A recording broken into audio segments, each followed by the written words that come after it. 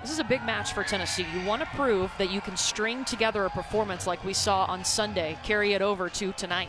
And they've definitely been preaching a lot about playing every play and playing smart, making good decisions. And so for Tennessee, if they can control the first contact, then they're in better position to make those plays.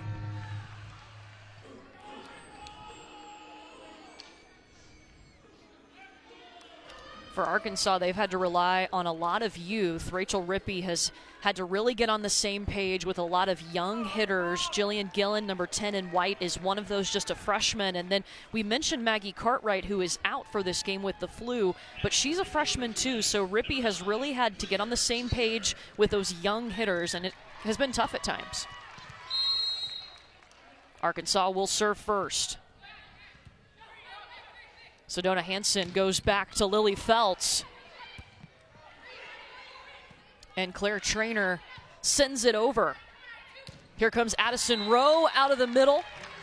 And it's a point for Tennessee. They get the touch. And right off the bat, we're seeing the ball going to the middle and the opposite. We didn't talk about Mahaffey in the open, but she had a fantastic match against Alabama as well.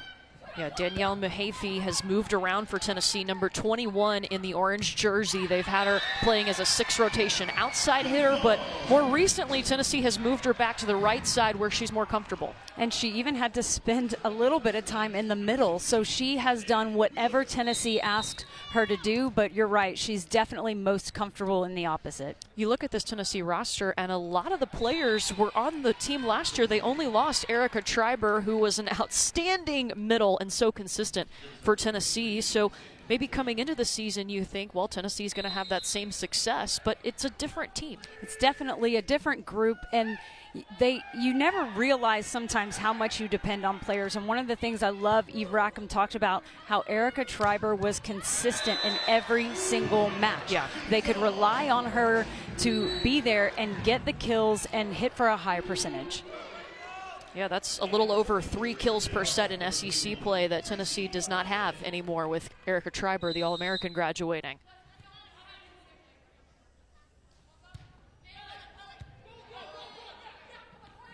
Tessa Grubbs, speaking of All-Americans, Tennessee has relied on her a lot this season.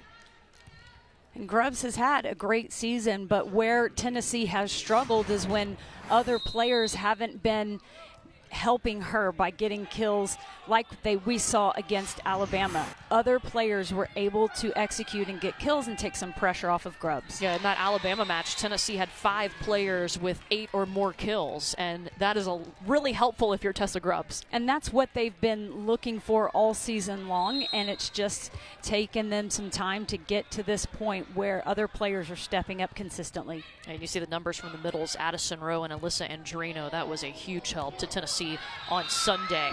Arkansas is going to get a piece of that Tennessee block and tack on a point. There's one of the freshmen we were talking about, Jillian Gillen.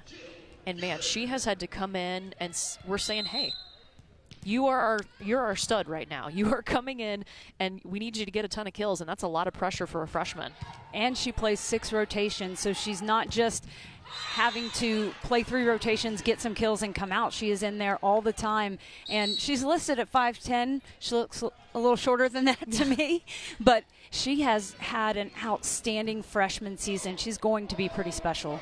Yeah, Jason Watson was just thrilled recruiting her. I mean, he said she has a competitiveness that does make people uncomfortable, and he said, I'm thrilled with that because she makes people in our gym better. And those are the things that coaches feel like you can't teach. You can't teach someone to just push. You can try to get them to do those things and to learn, but just having that in your gym, it really raises the level of everybody. So Tennessee makes a couple of substitutions. Kaylee Keeble, the freshman, number 1 in orange, will now be the setter. Liz Pamphile in the middle for Arkansas. And here comes Addison Durnale. Feltz on the attack. And it's a point for Tennessee. Some scrappy defense on both sides of the court. But Lily Feltz, she's a player who did struggle offensively early in the season, but she's been really strong as of late. You see players laying out, and a nice play by the opposite Fingal to keep that ball up as well. Gianna Pelizan laying out for Tennessee. Swing is wide, so Pelizan will continue to serve.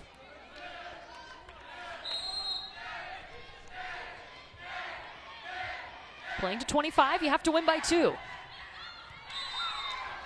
And it's a service error for Tennessee.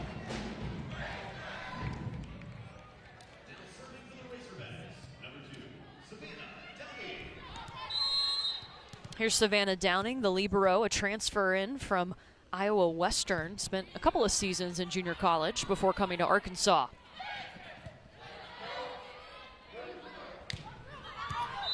Darnell wide. And this is a big match for Allison Darnell. She's the one that's having to step up because Maggie Cartwright is out with the flu, and she's walked on at Arkansas, was actually playing on the club team after a couple of seasons, one season, excuse me, at UT Tyler.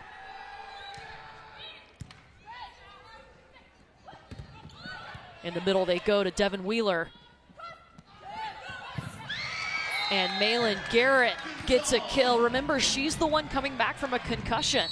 And she was just cleared to practice yesterday. So, you know, coming into this match, it's not like she's had a ton of practices to get right back in rhythm. So, you know, even if she's a little bit slower paced today, they're very happy to have her back on the court. Had a career-high 10 kills in their match against Alabama. Redshirted last year, so this is her first time seeing the full SEC schedule up close.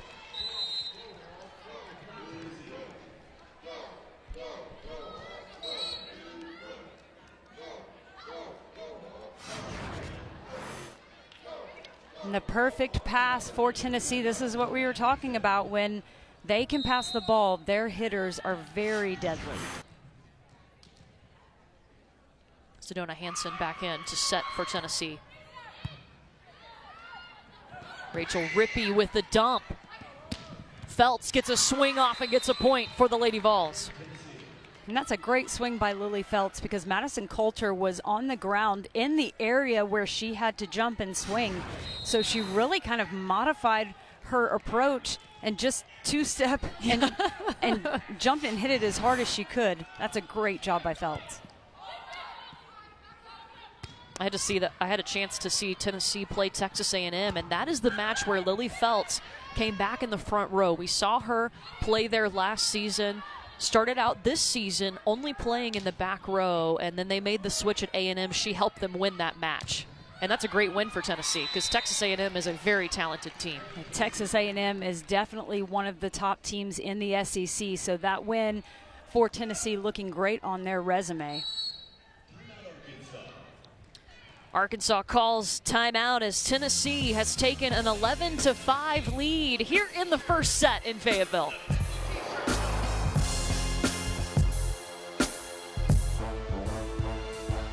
Lady Vols with an early lead here in Fayetteville. Up in the first set, 11-5. We're playing to 25. You have to win by 2. Courtney Lau and Jenny Hazelwood with you. Man, if you're Tennessee, the band is right over Sedona Hansen's left shoulder. Gets pretty loud in here when the band's playing. Inside Barnhill Arena here in Fayetteville, and there's a nice block for Tennessee. Addison Rowe and Danielle Mahaffey. And that's the player that's gone in for the sick Maggie Cartwright. Allison Darnell just really having a tough time in this match so far. Now, Arkansas is down one of their outside hitters.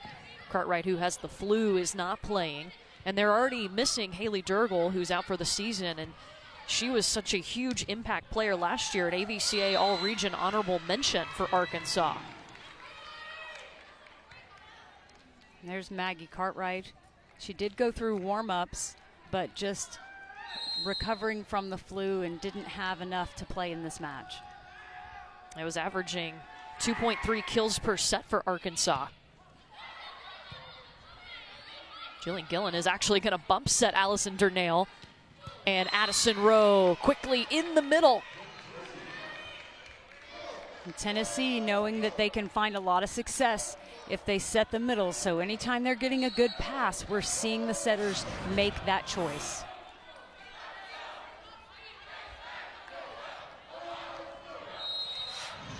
It's a conversation that's been abundant in Tennessee's practices and their locker room. Eve Rackham wants to go to their middles as often as they can. Well, it looks like Arkansas is going to try to give Maggie Cartwright a chance. Again, she is recovering from the flu. She's not currently going to infect anybody, but, you know, just that's a lot on your body. But well, they could use some help right now. They're hitting in the negative. But they're so far down for Arkansas in the depth chart at outside, they just don't have many options, and that's going to force a timeout for Arkansas. Tennessee up 16-5 here in the opening set. We're playing to 25, and you have to win by 2.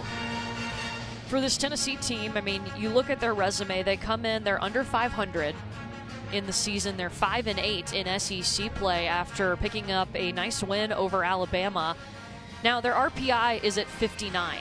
So you're kind of wondering, can they make that push? Because you really want to be in the 40s or better. Yeah, definitely. If you're not in the 40s, you're not going to have a chance. You know, and the RPI formula, it's not just your win percentage. So getting a win here today obviously is very important.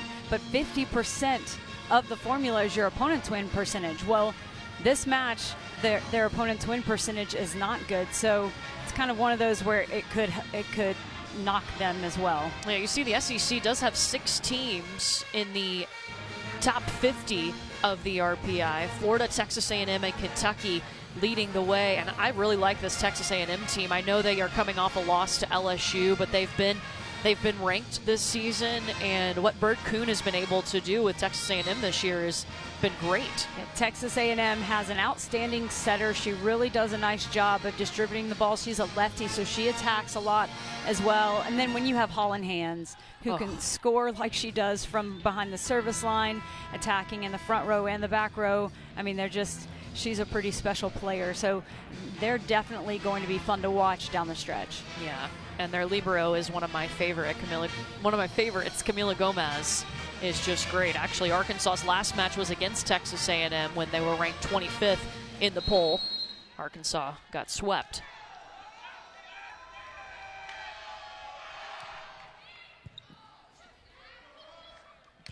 And there's the first swing for Maggie Cartwright.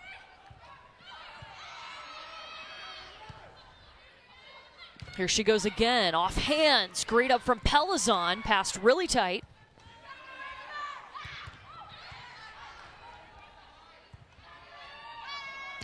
Feltz, just wide, point for Arkansas.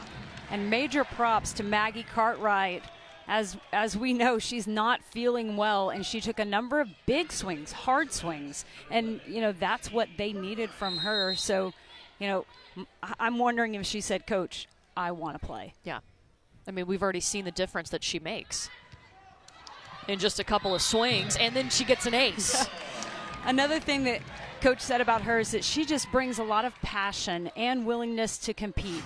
And, you know, both freshman outsides can be hard on themselves, Coach Watson said, but so they're learning how to be okay with not being perfect, but that competitiveness is something he really likes in her. Great swing from Lily Feltz to the opposite corner. It's a lot to come to the college level and just adjust to the physicality and the pace and everything you're facing, and then to be asked to do so much. I mean, they were expecting these freshmen to have Haley Durgel there to help bring them along. And so it's pretty remarkable some of what we've seen Arkansas do despite their youth. I mean, they are really, really young on the court. And the outside hitter position is the most important position in the game. Yeah. And they're starting 2 true freshman outsides. And so, you know, Arkansas, the future looks bright. They're just going through the struggles right now. Yeah, and again, Haley Durgel had that ankle injury in the first match of the season, couldn't get it healed. They decided it would be best for her if they went ahead and redshirted.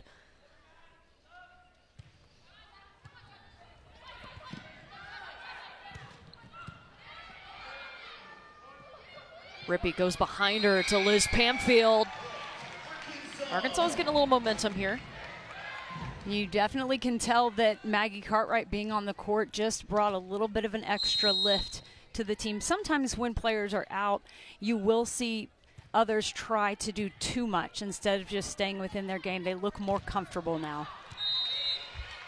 Mahaffey using the block, grabs a point for the Lady Vols. Very balanced on offense for Tennessee in this one early on. 3 from Lily Feltz, 2 from Addison Rowe, 2 from Tessa Grubbs, 2 kills for Mahaffey, and Morgan Fingal with 1. I mean, that's just it's a well-balanced. I know it's early, but setters are doing a great job. And Jenny, Tennessee only has 1 attacking error in this opening set. Hitting .450.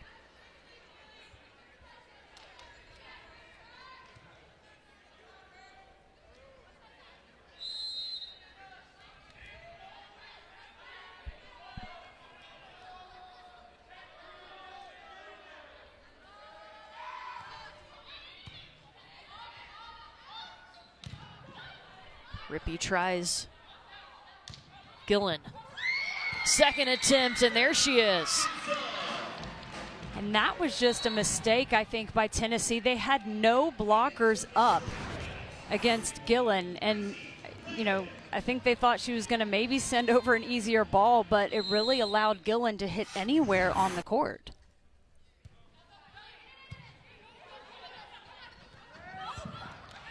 Alyssa Andrino. And Alyssa Andrino right away after she got that kill turned around and said, good pass to Lily Feltz. So understanding that Andrino can't do what she does if her teammates don't do what they're doing. And so I love seeing her giving credit where it's due. Yeah, Andrino is one of the more vocal players. Her and Madison Coulter, the libero for Tennessee, are kind of the ones that have that leadership from the vocal side. Sedona Hansen, the setter, is going to be one who leads by example. I know her teammates have so much respect for her. And Tennessee runs a little bit of a different 6-2. They're in rotation 4 right now, where Sedona Hansen is front row. And they will, after they get out of this rotation, they will go to a 6-2 and put in the other setter and the other opposite. So, you know, it's kind of not your typical 6-2, but they feel like they still have the ability to score with these 2 players in the front row. Of course, Arkansas all over Tessa Grubbs on that one. But then a service error for Arkansas gives it back to Tennessee. And this is the substitution you were talking about. Tessa Grubbs comes out in the back row, and then you get new setter, new hitter in the front row.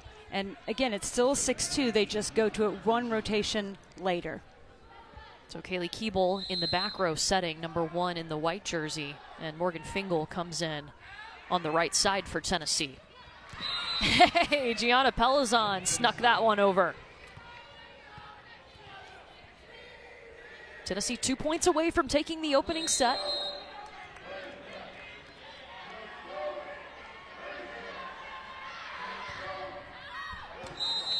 And too long, service error.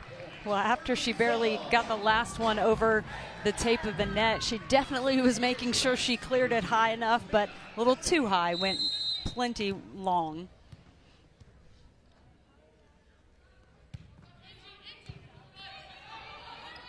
Keeble goes to Fingal.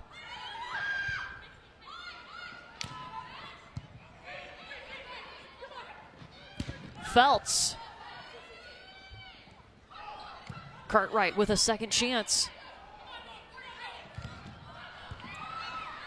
Oh, Downing with a great dive to give Arkansas a chance, and they do. They get the point. What a save by Savannah Downing.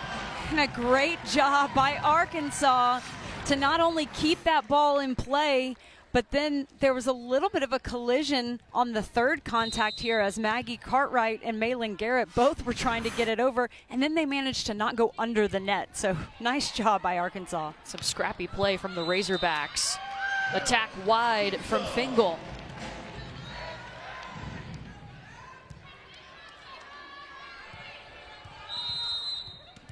Three straight points for Arkansas.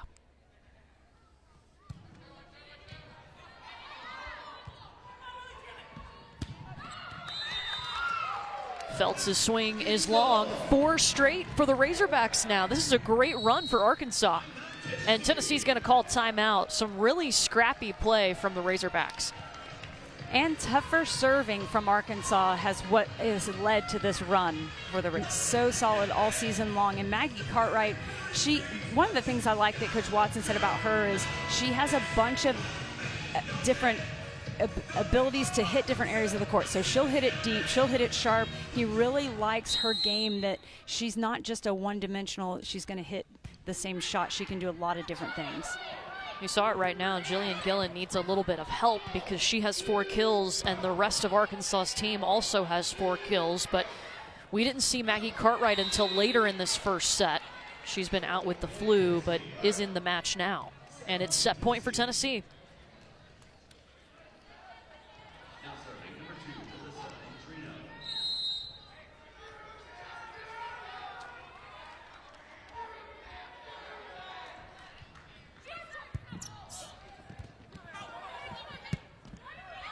Arkansas gets it back over inside the antenna.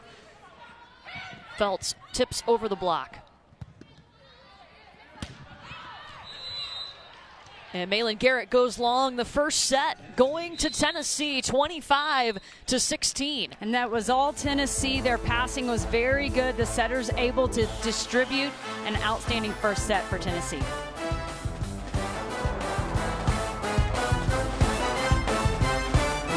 Going to be such. Nebraska plays both of those teams as well, so there are plenty of opportunities for those teams to either play their way into the top 4 or lose and play their way out.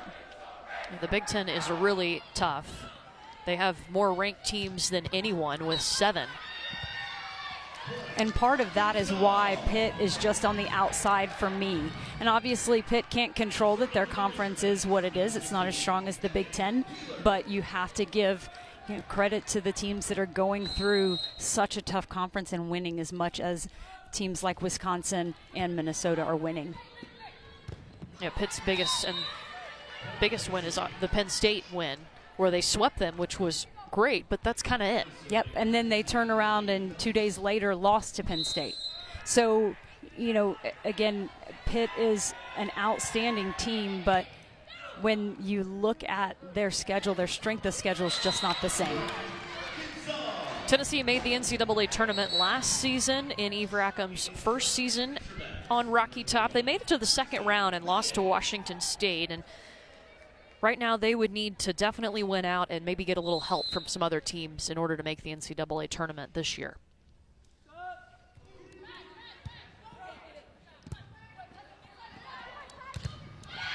And Tessa Grubbs is blocked. Liz Pamphile in the middle. These are the last 2 seasons, and you look at Tennessee's record last year, 26-6. Just incredible. It was a 14-win increase from 2017. But again, you have that success, and then you come back the next season. How do we replicate that? And now there's pressure there, too, to get back to the tournament. And Eve Rackham said they talked about it as a staff, that this year might be a tougher kind of year. You lose an All-American like Erica Triber that was so steady, but then you also have players who maybe don't realize all that went into that success. They were the underdogs last season. They didn't have the target on their backs. Yeah. So they were the ones that could just go out there and play a little more free. Well, this season, they're one of the targets. They were picked to be one of the top teams in the SEC. So it's been tougher for them to handle being on that side. Yeah, picked to finish 3rd this season after a 2nd place finish last year in the conference.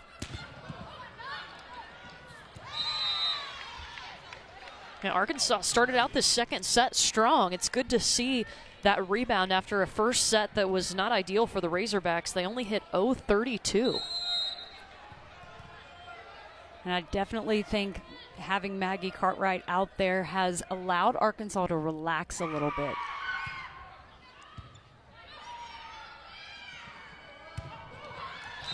And there's Malin Garrett. And Malin Garrett able to run stuff in the middle. She is the opposite, but can run some kind of medium tempoed stuff in the middle. It was a nice swing to the corner. Maggie Cartwright has come back in for Arkansas on the left pin, and there's an ace. Razorbacks much stronger in the second set.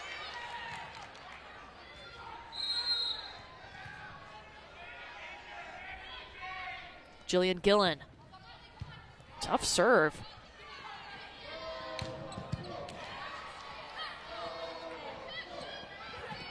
Cartwright pushes it to the back, just a little too far, and the point will go to the Lady Vols. And it was the right idea. If she could have found that deep line, she probably would have scored, just pushed it too much. That's kind of what Jason Watson was telling you about, is she's got great decisions. She knows how to use different shots in her arsenal. Timing off there between Gracie Ryan and Pamfield.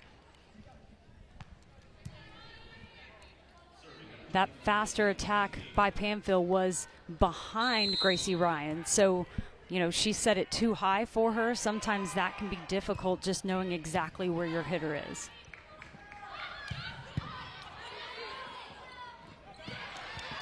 Also, Donna Hansen tried to go over on two, and Maggie Cartwright knew it. And great court awareness by Maggie Cartwright, knowing that Sedona Hansen was in the front row. She's only in the front row for this one rotation, but Maggie Cartwright was all over it.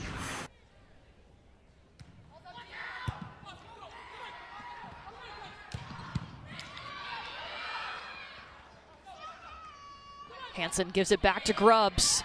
Just enough to get a piece of that block.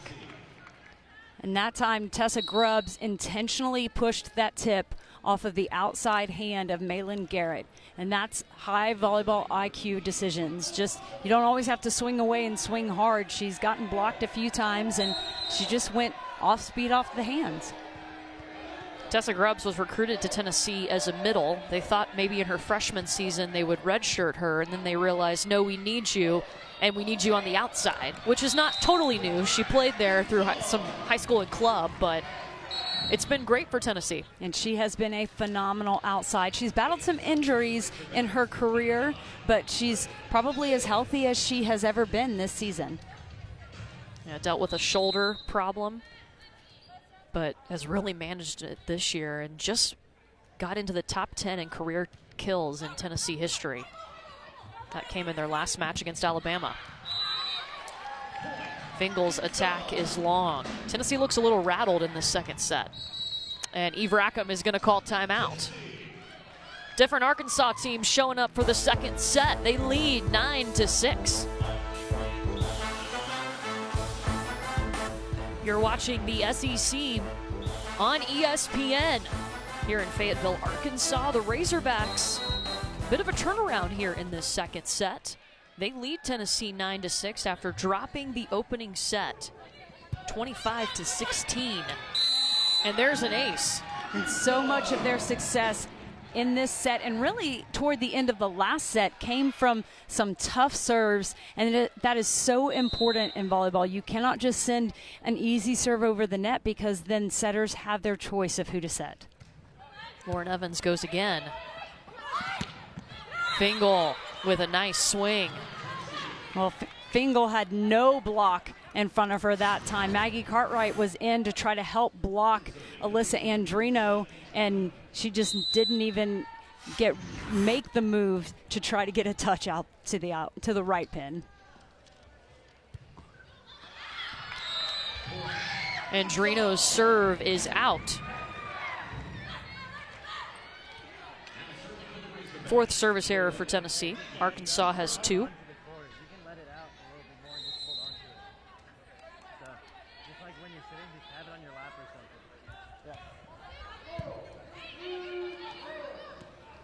Keeble sets up Feltz, and Fingal is there to clean it up. And that was a nice dig by Arkansas. Lauren Evans got the ball up, but it went over the net. So Fingal really doing a good job of shoving it down, because if she just tries to place it, you know, the scrappy defense of Arkansas can pick that up. But she did a nice job of shoving it hard. Yeah, we've seen this Arkansas team really hustle in these rallies, and it's paying off in the second set.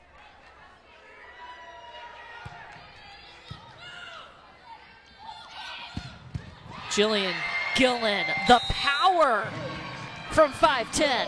Yeah, you look at her and her size, and you would not think that she hits it as hard as she does. She jumps well and just unloads on this ball. Madison Coulter's there and touches it, but it was hit so hard she couldn't control it.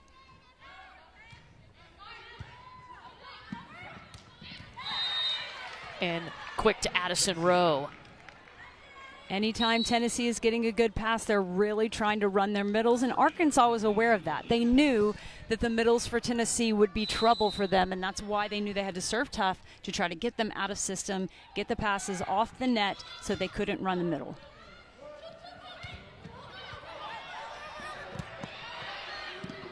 Tennessee saves it. Gillen has to readjust her attack. Rowe blocked.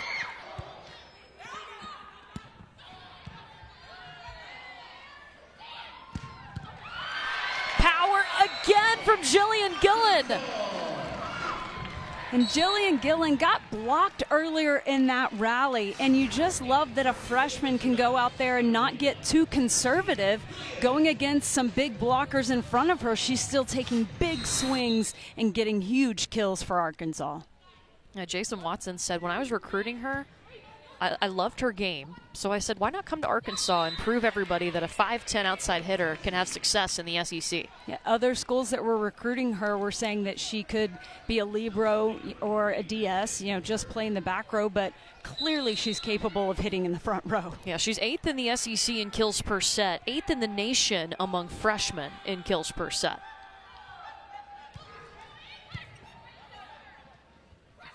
Tough pass. It was going to be tough to get a good swing off of that.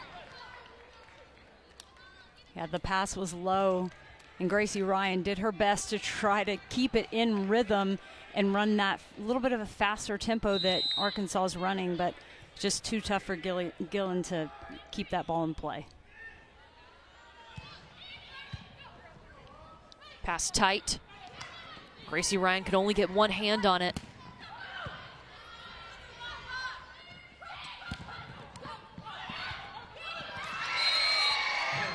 Again, some scrappy play from Arkansas. And Arkansas is really doing a nice job of controlling the balls that are at the net. They've won a lot of those back and forth. Even if it gets a little bit sloppy at times, they've taken care of it.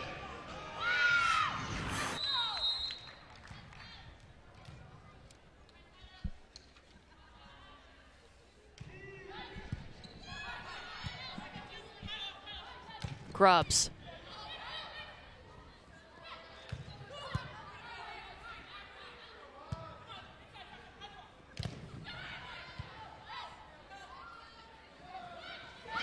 Pamfield had to reach forward.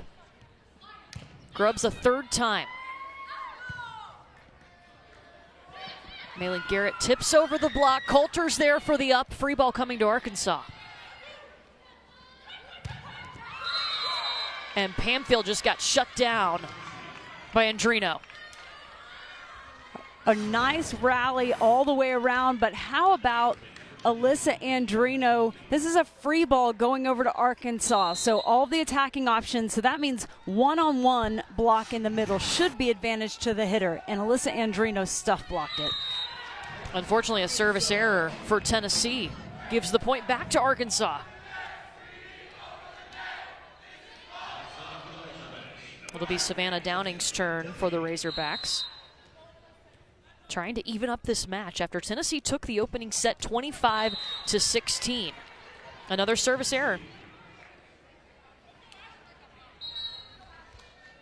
There are going to be more service errors when you're trying to serve tough, so coaches aren't always going to be too upset. I mean, 3 errors for Arkansas, but they've gotten Tennessee out of system quite a bit. Here's Asha Phillips. Cartwright. Man, just enough of her fingers hit that ball to tip it over. Yeah, Cartwright is very long. She can jump well, so that ball was set a little bit tight, and she was able to go up and just get her fingertips on it to keep it away from the blockers, and then the defenders just couldn't get there. And that's just her first kill, Jenny, but we were talking about how as soon as she came into this match, she made an impact, even though she only has 1 kill right now. Yes, she got some good positive block touches that allowed Arkansas to transition for some points. Her serving game is really good. She's got an ace. She does have the stuff block when Sedona Hansen tried to go over on 2. She's just brought a lot of her court awareness and volleyball IQ into this match. And Arkansas looks like a totally different team than they did in set 1. Tennessee wants to call a timeout as Arkansas is up 17-14. It's going to be Tennessee's second and final timeout in this set. We've finally seen Jillian Gillen, the power that we've known she's had. She's shown it in the second set. Yeah, and she's going against some pretty big blockers, so Gillen has had to learn on the fly while playing as a true freshman. You can't just swing away. You can't swing low seam. You have to hit different shots. You got to hit different areas of the court, and she has done a fantastic job. She had daylight, some space in between those blockers, and she hit it as hard as she could. She's really making smart swings at the right time. And it helps her have success when they do have Maggie Cartwright in the game, because the defense has got to be aware of her too on the floor. Look at the difference between set 1 and set 2 for Arkansas. Arkansas definitely a lot more comfortable in set 2, and their passing is better. They've done a great job from behind the service line. Maggie Cartwright is one of the better servers in this match for the Razorbacks, and Tennessee's just having a lot of trouble passing the ball. And Tennessee has used both of its timeouts for this set. They handedly won that opening set, 25-16. Arkansas hit 0-32.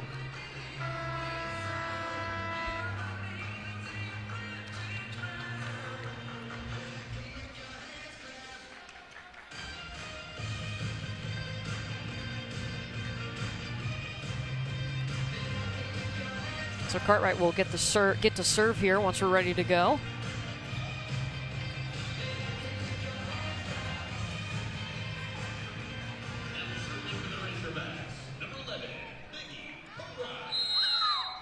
Play to 25, have to win by 2.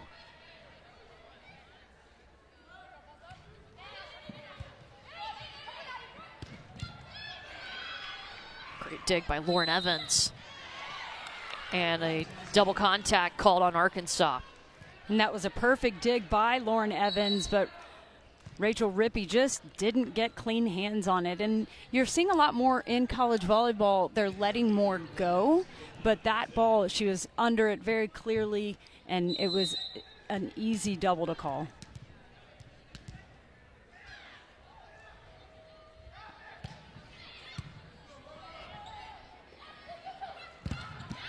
Gillen hits it so hard it gets stuck in a chair over there on the opposite sideline. And that was a nice high hand swing off of the block. The pass wasn't great, so the blockers knew the ball was going to the outside, but she's able to find the outside hand of Danielle Mahaffey for the kill. Gillen with 7 kills for Arkansas. Tennessee wanted the touch call, and Eve Rackham is going to pull the green challenge card. That's the first time that we've seen either team challenge a play. You get 3 challenges per match unless we go to a 5th set. Then you will get an additional challenge. The original call was no touch.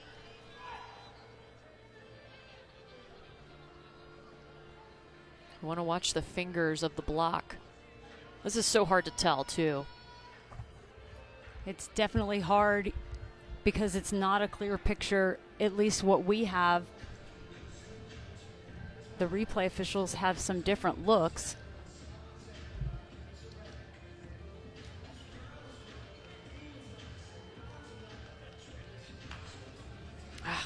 I just don't know looking at that. It's tough, and you know, since you have to have like irrefutable evidence. Yeah, it has to be completely clear that there was a touch. This might be the best look.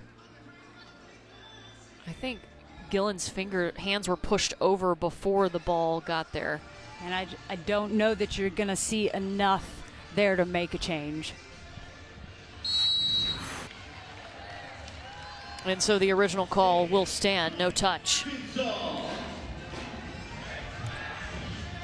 Tennessee will have 2 challenges remaining.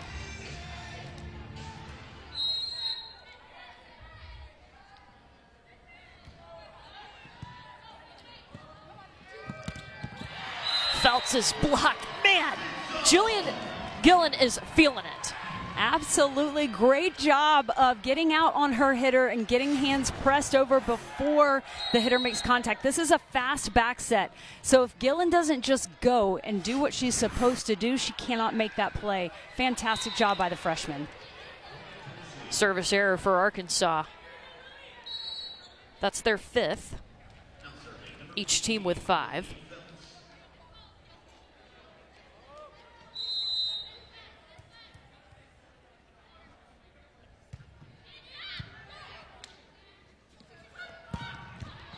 Gillen. How can you not give her the ball right now?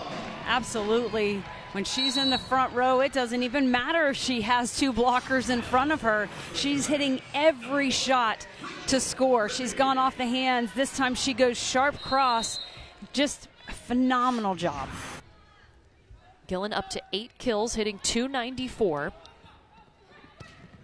And Tennessee goes back to the middle and they find success. Yep, got a good pass by Madison Coulter, and that allowed Sedona Hansen to set the middle, and that's what they want to do. They know it's a big part of their offense, but the passing just hasn't been there.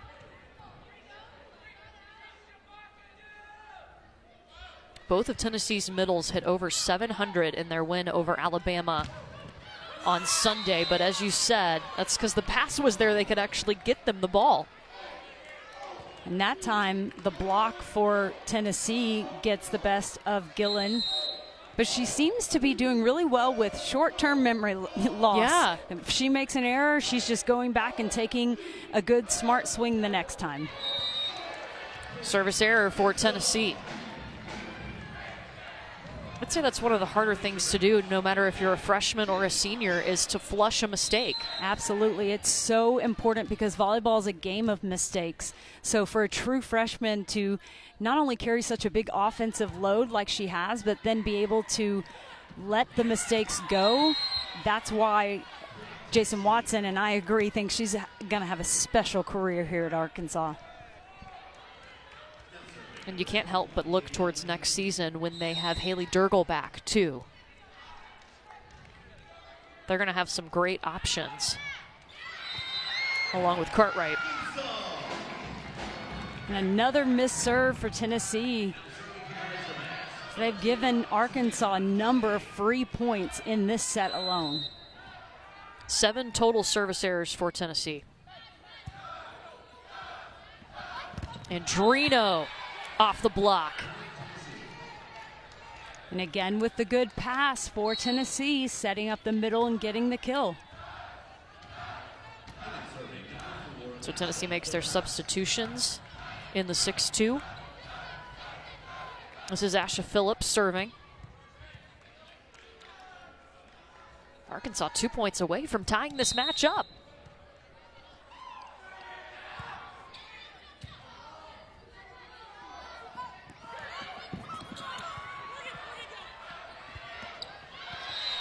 And Fingal couldn't get it back over the net. Set point for Arkansas. What a turnaround. And that's just a freshman mistake by Morgan Fingal, trying to make a difficult short free ball for Arkansas, but puts it in the net.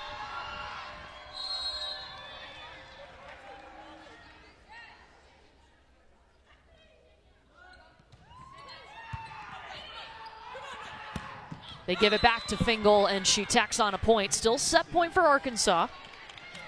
I like that decision by Kaylee Keeble to give Fingal the ball right back. Give her some success, allow her to have some success, and let that mistake go.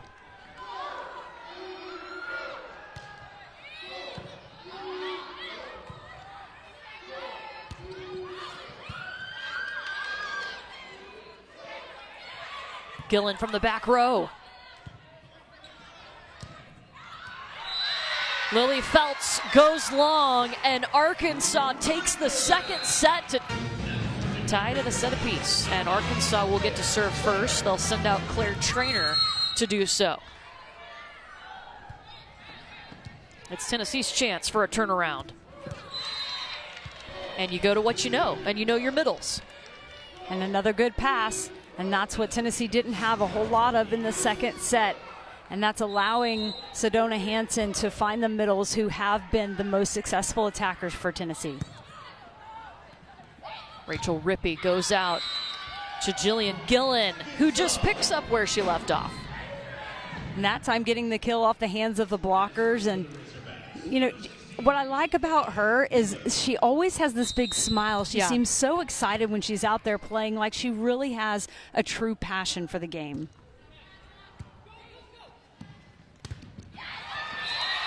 Arkansas. Middles no more for Tennessee, says Liz Pamfield. And Pamfield did a great job of just picking a side to take away. She knew she was going to be one-on-one because the pass was good, so she reached to her right and took the cutback shot away and got the stuff. Tennessee will go to the outside. Rippey really had to hustle to get a set off. Gillen. What a save from Coulter.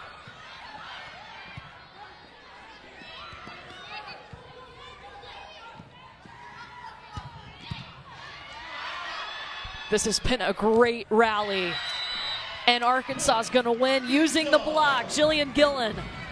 Wow, the defense on both sides was really good. A lot of nice plays being made.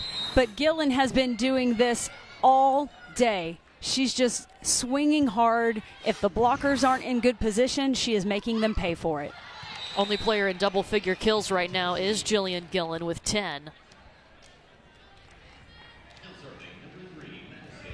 Tennessee grabs the point, and Coulter will go back to serve.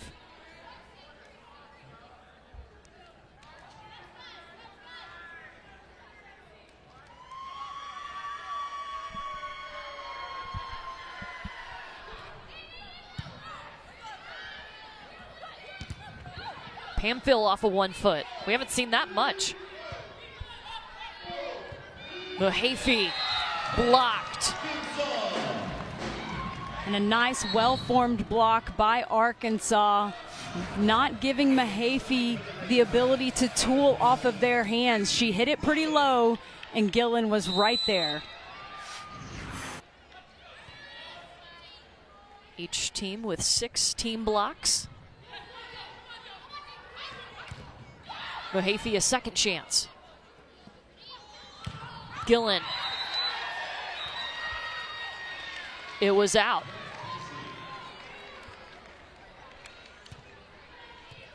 The line judge actually called it in, but the up official, who was right there, overruled it. And Jason Watson is holding the green card, talking to the second official. And he will challenge. This is the first time that Arkansas has used a challenge tonight. They will have 2 remaining.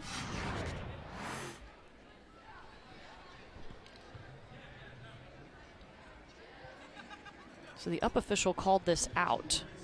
If it hits the line, it's in. That's pretty close. I think it gets the line. It's pretty tough to tell, because I think when it's on the ground, I think it is possibly on the edge of the line.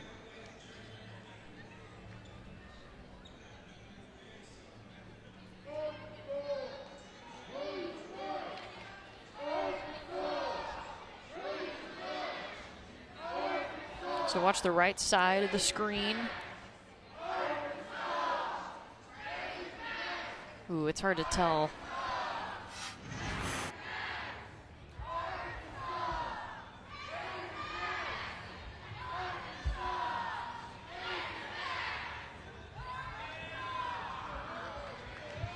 This is a long discussion between the replay official and the down official. And I wonder if the replay official is trying to get clarification, because there were 2 separate calls made, so making sure they get this right. So they overturn it. They say it was in, and Arkansas will get the point.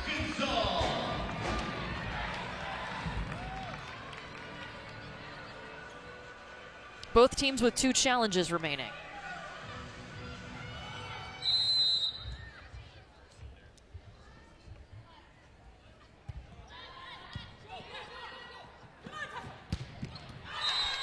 Tessa Grubbs comes out and gets a kill out of that challenge.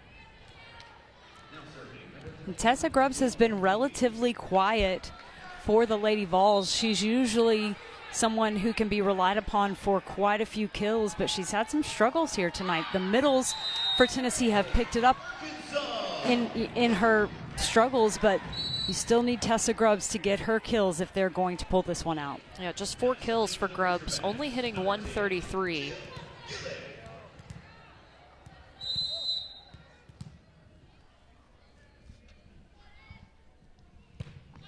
Arkansas leading 6-3.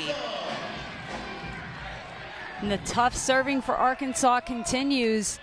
That ball would have been going out of bounds, but Madison Coulter touched it, and Eve Rackham doesn't like what she sees, is going to call an early timeout.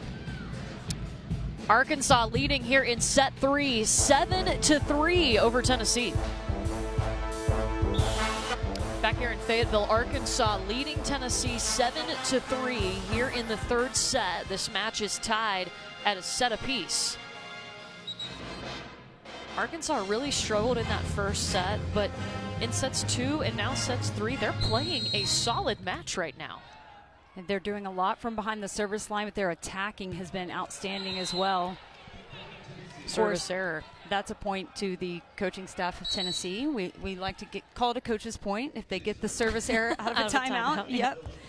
But Arkansas is hitting 375. I know it's early in this 3rd set, but definitely trending upwards as this match is going along. Tennessee will serve, trailing Arkansas 7-4.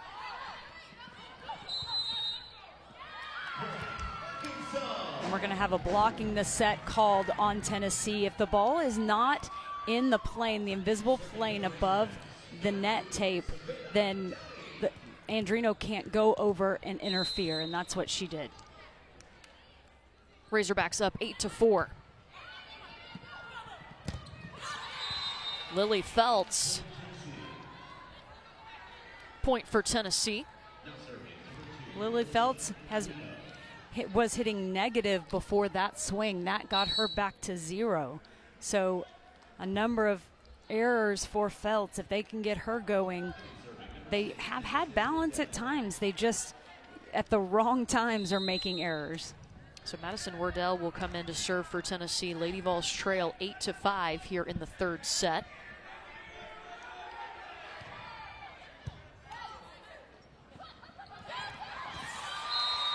Devin Wheeler with the tip. We haven't called her name much, but transferred in from North Florida after playing 2 seasons there. And she runs a little bit of a higher tempo set for the middle. A lot of middle attackers go really quick, and she goes a little bit higher. She had a triple block in front of her because the blockers had time, so she goes with the off speed. Was named to the ASUN All-Freshman team before she got to Arkansas when she was at North Florida.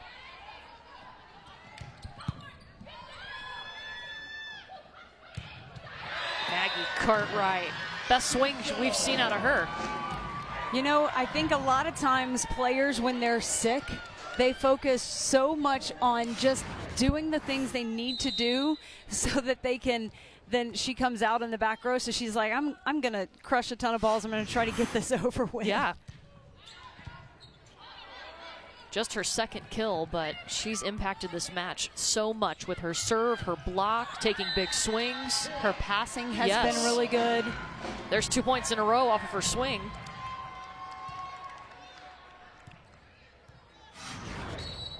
The previous swing, she bounced it down. This one, she goes deeper.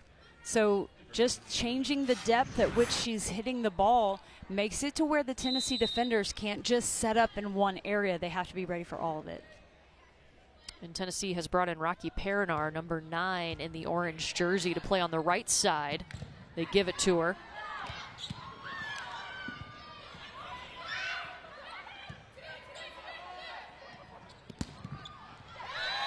Devin Wheeler off of 1 foot. Things are just clicking for Arkansas. And Devin Wheeler had spent some time playing in the opposite, but they really needed her to get back to the middle because she was able to score in transition. This is exactly what Jason Watson needed from her, and he felt like they were getting more kills when they moved her back to the middle in transition.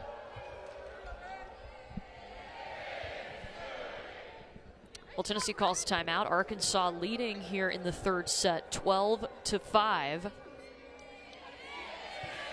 This is a good sign for Jason Watson's team because you got a lot of youth on this team, and they have shown just a complete turnaround in this match from that opening set. And just the comfort level that you see from the players on the court. They don't seem frazzled and just trying to, they're not trying to do too much. That's another thing that a lot of young players do. They really want to try to score or get that ace or whatever it is they're trying to do, but they're just relaxed and playing, and they're playing their game, and they look comfortable out there. Well, the new season of 30 for 30 podcasts is here, and episode 1 tells the story of basketball superstars Diana Taurasi and Sue Bird and the relationship they had with their Russian team owner, a man they grew to love with a mysterious past. Were the stories of being a KGB spy and involved in organized crime true? Find out. Listen to 30 for 30 podcasts now, wherever you get your podcasts. You know, shout out to Holly Rose. She dressed up as Sue Bird for Halloween this year. Fun fact. Speaking of Sue Bird. That seems like it's going to be a very interesting podcast. I know. I might have to download that for the flight home. Absolutely.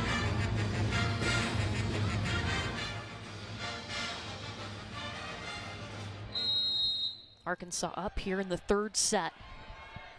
Lauren Evans serving.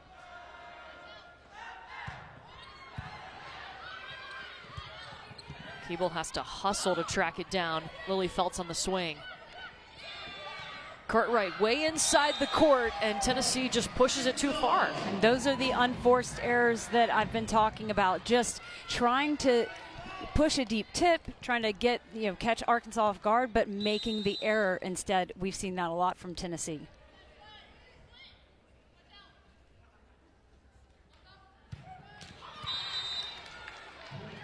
Arkansas service error, their 6th of the match.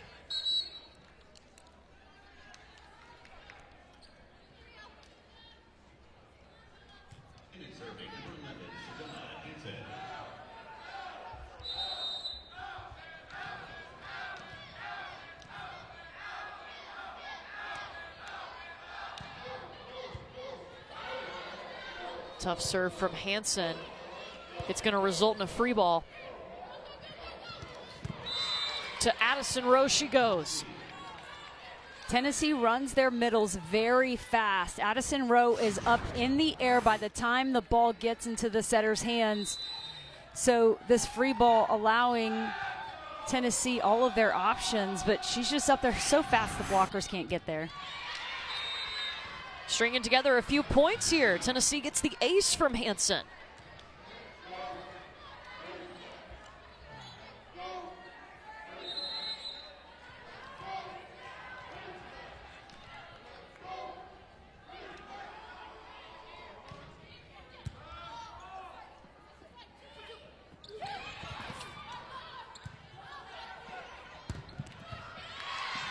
Feltz with a double block in front of her, a nice angle. Yeah, and that was a great pickup on the off-speed shot as well. And then the bump set from Mahaffey, and Lily Feltz just taking a higher swing so that she could get the kill.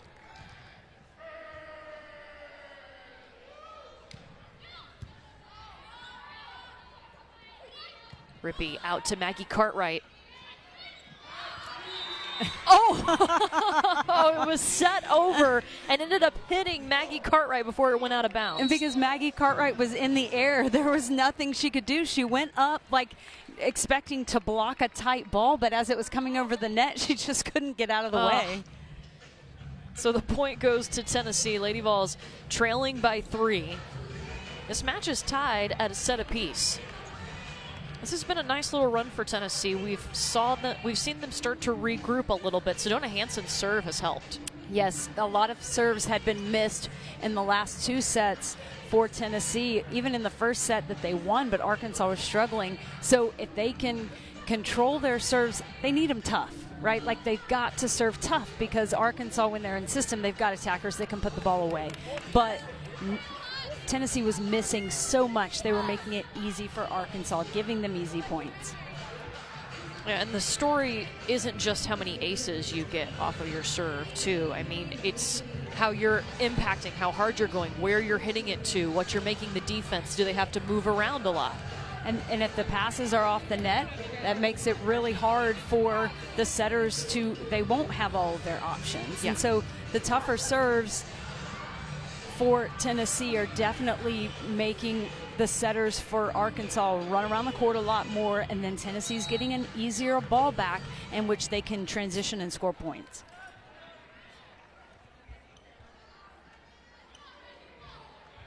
Hansen gets to keep serving for the Lady Vols, down by 3.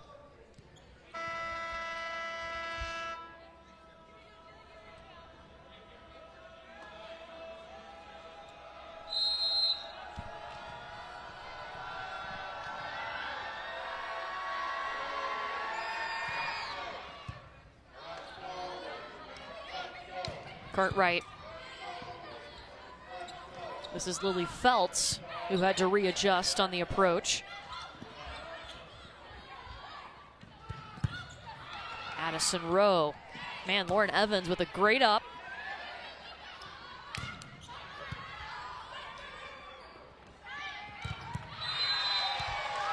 And Maggie Cartwright finishes it, but the Arkansas defense just wasn't going to be denied. Definitely great job of getting in good positions. There were a number of positive block touches too. So blocking isn't just about getting those stuffs. If you can get positive block touches, allowing your defenders then to put a good ball up where you can run your offense, that's huge defensively, and Arkansas is doing that. Muhafi swinging on the left pin this time. Kill for Tennessee. And Tennessee gets Tessa Grubbs back in the game. And as they've closed the gap here in this third set, look to see if Tessa Grubbs can pick it up and get a lot of much needed kills for the Lady Vols.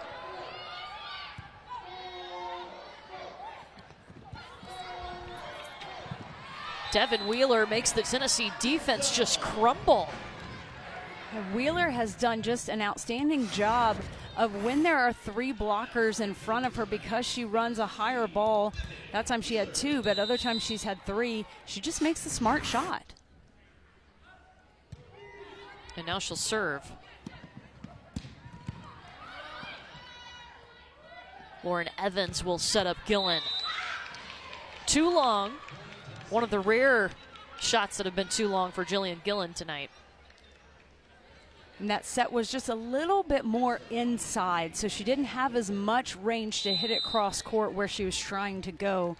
And so I believe that's why she hit it out, just because of where she was hitting that set from.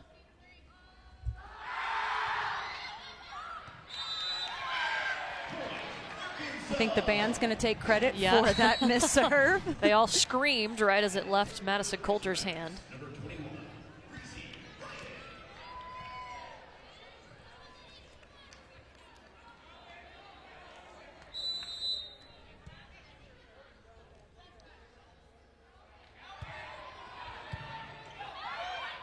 Overpass. Elizabeth Pamfield knew it.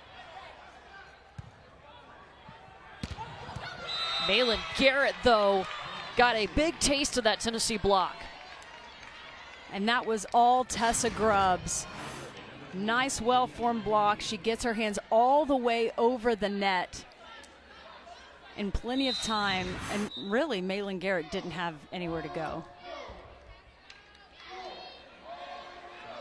Not a surprise to see this serving substitution, because we have seen a number of missed serves by Muhafi. We'll bring in Gianna Pelizon.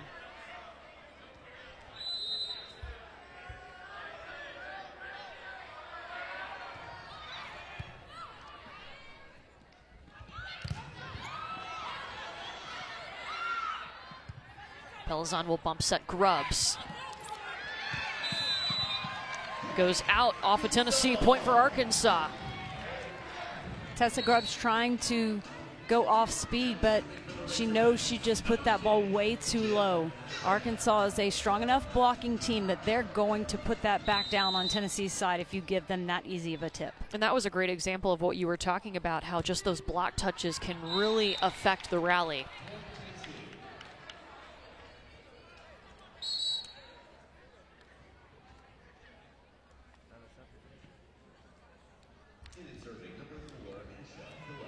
And it looks like Tennessee is going to stay in the 5-1 with Sedona Hansen. This is typically where they would go to the 6-2, but Hansen staying in the front row.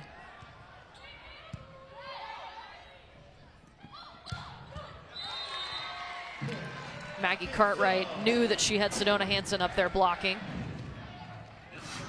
And what an impact Maggie Cartwright has made since coming into this match. Again, coming off of the flu, not feeling well. She went through warm-ups. They didn't play her to start. They didn't feel like she maybe would have what it took to play this match. But, man, she's been huge coming in for Arkansas.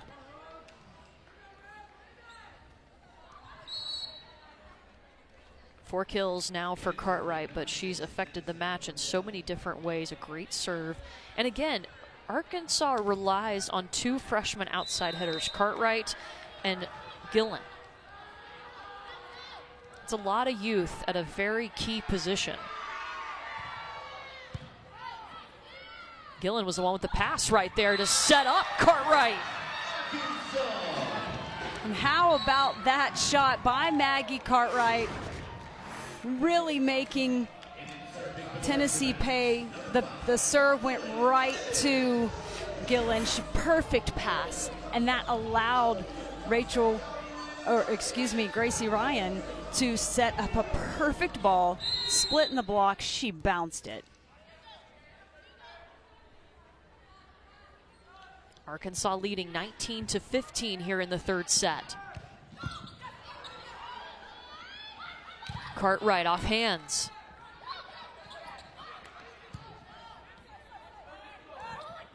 They run Wheeler off of 1 foot, off the block, and in, point for Tennessee. Tennessee doing a much better job at the net. And Jason Watson is challenging. And it looks like there the ball was in. Yeah, it does look like it was in. From that angle, of course, it's the opposite side of the court.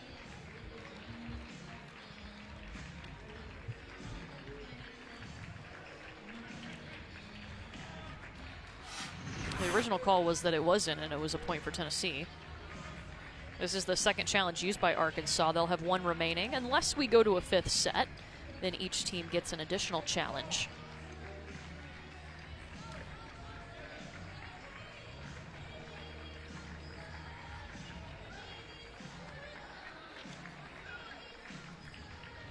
So it looks like we have our decision.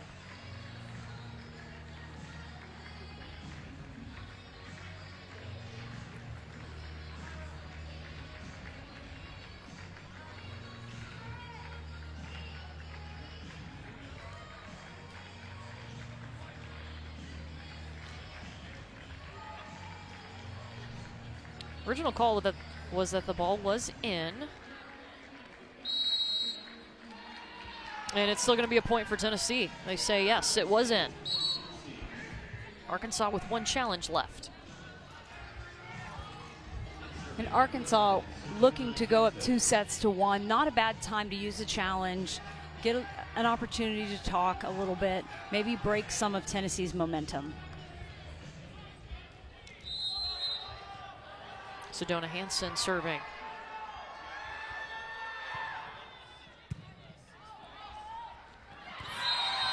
What a decision by Rachel Rippey. And she disguised that so well. Of course, the perfect pass, allowing Rachel Rippey. She looked like she was going to set. Sometimes setters give that away pretty early, and she did a nice job of disguising it. And Eve Rackham has pulled her green challenge card.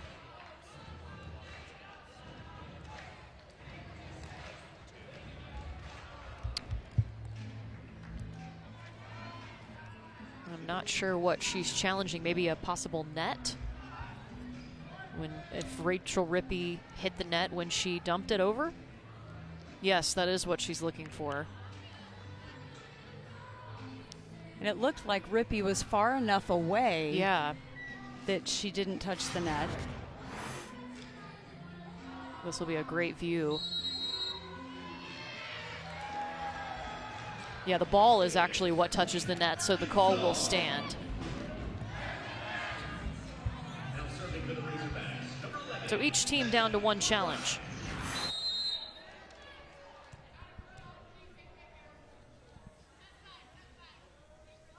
Here's Maggie Cartwright. Addie Rowe off the block.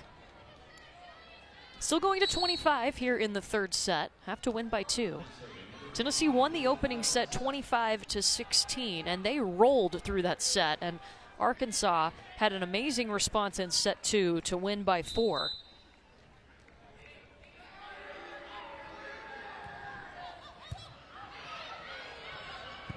An ace for Lily Feltz. It's been a minute since we said Tennessee had an ace. And Tennessee was missing a lot of those serves, especially in set 2, but they really seem to have their serving game dialed in a little bit more here.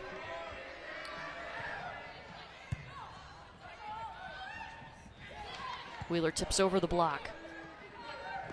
Mahaffey does the same. It was just one blocker in front of her.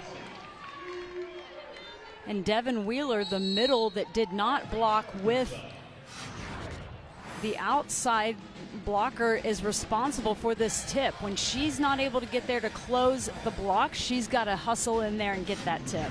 So Arkansas is going to call a timeout as Tennessee has pulled within 1 now. Definitely getting much better serves in this third set. The Tennessee servers have definitely frustrated the Arkansas passers and have really minimized what they could do offensively. Well, here's where these two teams fall in the SEC standings. Tennessee is just over Alabama after they beat the Crimson Tide on Sunday in Tuscaloosa. Meanwhile, Arkansas only has a couple of wins in SEC play. Florida, Kentucky, A&M at the top of the SEC standings. And Florida and Kentucky have a match coming up. That'll be a fun one to watch.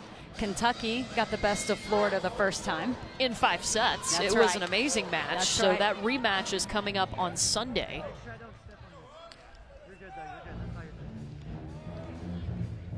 So we'll have it for you on Sunday at 3 Eastern. You can see it on the SEC network. Number 1 Texas is in action later tonight, taking on Kansas State. Everybody's kind of circled, though, November 20th, because that's the rematch of Texas-Baylor. Texas just dominated the first meeting. Baylor was number 1 in the country at the time and had not lost a match, and then Texas swept them. And if you saw that match, Texas was great in every phase of the game. And I think that it's a tough matchup for Baylor. Even though Baylor's going to be at home this time, I still give the nod to Texas. Texas is just so physical, and they have so many weapons. And both of their outsides are elite. I mean, they are some of the very, very best in the country. And then I love Logan Eggleston's new serve. She now is serving a hybrid, and she's been really good with it. Jillian Gillen using the Tennessee block.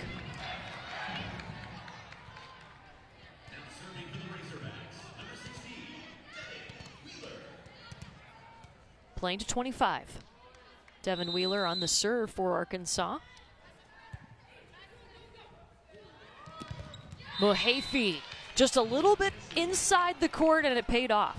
She found the space in between the two blockers. It was a perfect set by Hansen, and Mahaffey puts the ball to the floor. She does have the size advantage over Gillen, but Gillen has gotten some block touches on her, but that time there's space in between the two blockers, and she found it.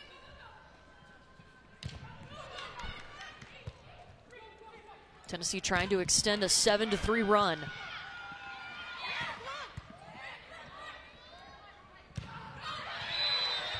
Off of hands, Gillen.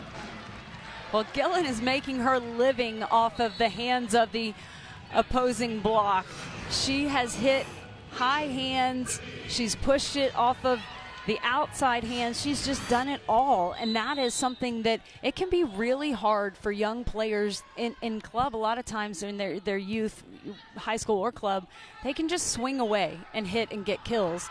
So having to learn to hit off of the block and hit high hands. If you watch international volleyball, the majority of the kills come from the pins. They come from hitting it off the block. A lot of them do, and that's because, you know, blocks are really strong. The players are huge. They're so tall, and that's just a big part of playing higher level volleyball. Jillian Gillen has definitely proven her volleyball IQ is pretty high.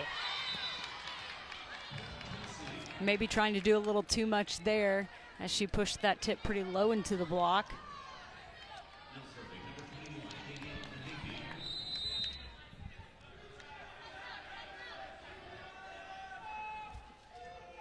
This is Muhafi. She has had 3 service errors tonight.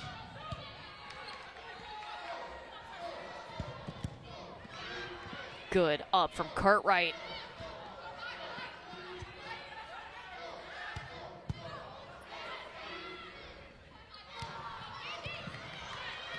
Felt saves it. And Grubbs contacts it low into the net. Some nice defensive play by Arkansas. There were a few balls that were hit so hard that they just kept in play, and then the out-of-system bump set. That ball was really high, and that can be really hard to judge. And so Grubbs just totally misjudged her timing on that. Set point for Arkansas. She'll get another chance, and it's into the corner. She hit it a little flat. It was more like a floater, similar to a float serve, but she finds the back of the court. Just enough. Second set point for Arkansas. And they'll take it on a service error from Tennessee. They have had some service errors at the worst times in this match. And definitely not a time to go back and with your first serve for Tessa Grubbs, you miss it. Arkansas wins back-to-back sets. They will try to take the match when we come back.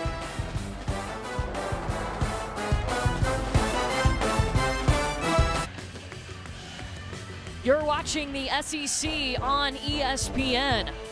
Arkansas has won 2 straight sets. They will try to take the match here in set 4 with Tennessee. We've talked so much about how important the pass is, and this is kind of the difference between getting a perfect pass and a pass that pulls the setter off the net. And a 3-point pass is called that because when the setter has the ball in her hands, she has all 3 hitters available, the outside, the middle, and the right side. And it stresses the blockers because they can't just go commit on any one. There's space in between the blockers, and they get the kill. A 1-point pass, meaning the setter typically only has one option. This bump set can only go to Lily Feltz on the outside. The middle is definitely taken out, and then Keeble not in position to even try to bump set the right side. So when the pass is poor, it really makes it easy on the opposing team to put up a solid double block and play defense around it or force an error like we saw there. And that goes back to the opponent serving. You want to try to serve tough where your opponent can't make that 3-point pass, and then it takes out your some of your options. Yeah, and it's a fine line too. You want to serve tough, you've got to serve tough, but you can't miss so much that you let the other team off the hook. If they're struggling to pass, then you give them easy points. We've seen that some from Tennessee. They're trying to serve tougher, but they've had a string of sets where they are missing too many.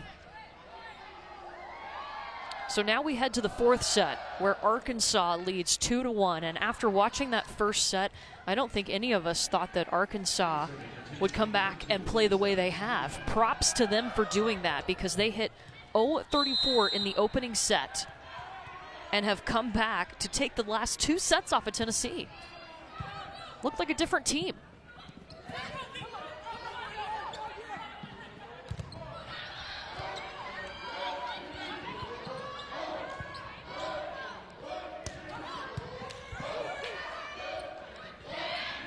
Madison Rowe tips over the block, and Tennessee is on the board first. They have to win this set to extend the match.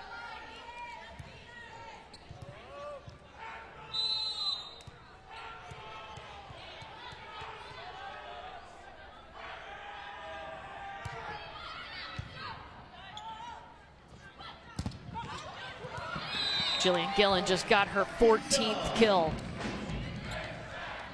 And again, she hit it off of the hands of the block. She's got the smaller blocker, Sedona Hansen, in front of her.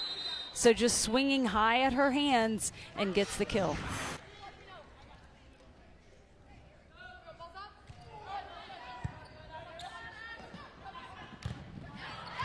Lily Feltz with a piece of the block. And Lily Feltz has really been a little bit stronger toward the end of the last set, and then starting off this one pretty strong. Tennessee definitely needs more balance in their offense. Their middles have been successful, but they've got to get everybody involved. That balance really helped them against Alabama on Sunday. When they swept the Crimson Tide, they had 5 players with 8 or more kills.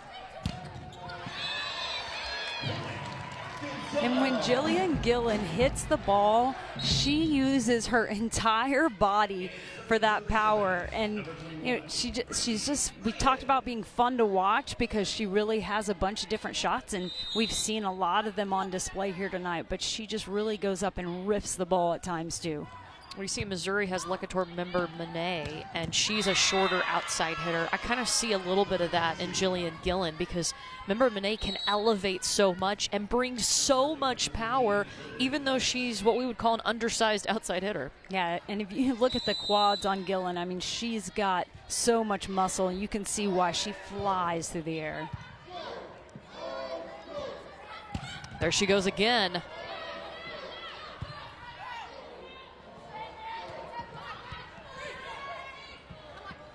This is Muhafi. And there's a kill for Danielle Muhafi.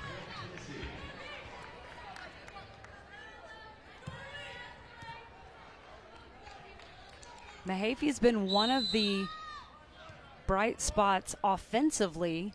She has had her struggles from the service line, but she definitely has been an offensive go-to for Tennessee.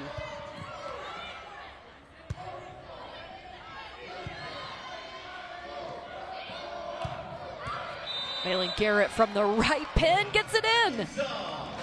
And Lily Feltz just misread that. She thought the ball was out, so she just got out of the way. And just a misjudgment playing her defensive position. The ball's going to get hit pretty deep, so she thought it was out, so she just moves out of the way. But Eve Rackham was standing right there, and she said, no, that was in. Service error for Gillen. I feel like she really came on in the second set. That's when we saw just the power that she has, the elevation, the energy on the court. I love her energy.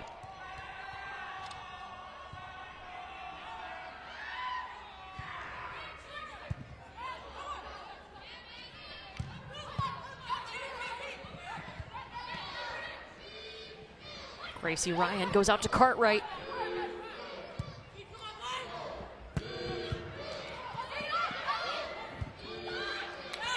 Muhafi has had some great plays at the net. Yeah, she's doing a nice job even on the out-of-system swings. Another high bump set. That we saw that before to Grubbs, and she struggled to handle it. Muhafi got a super high bump set, but she took a great swing on it, and then the ball dug over the net. She was there to clean it up.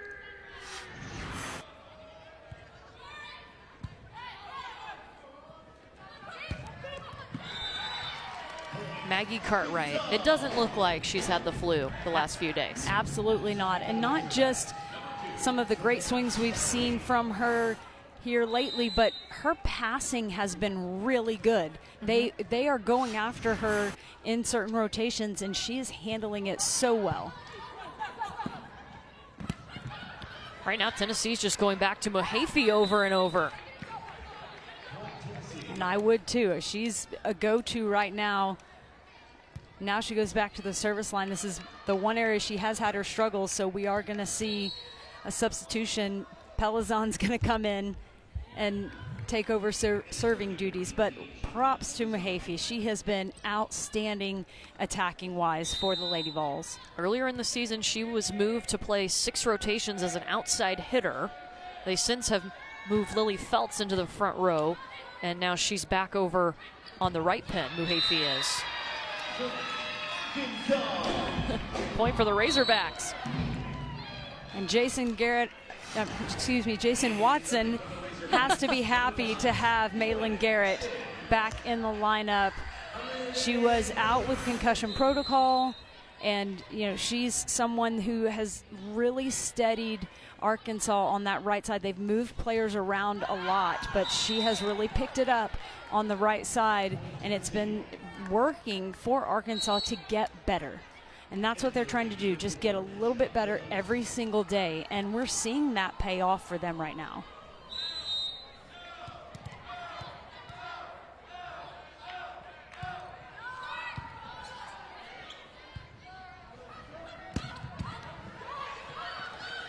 Cartwright with a monster swing. Tennessee diving to try to save it.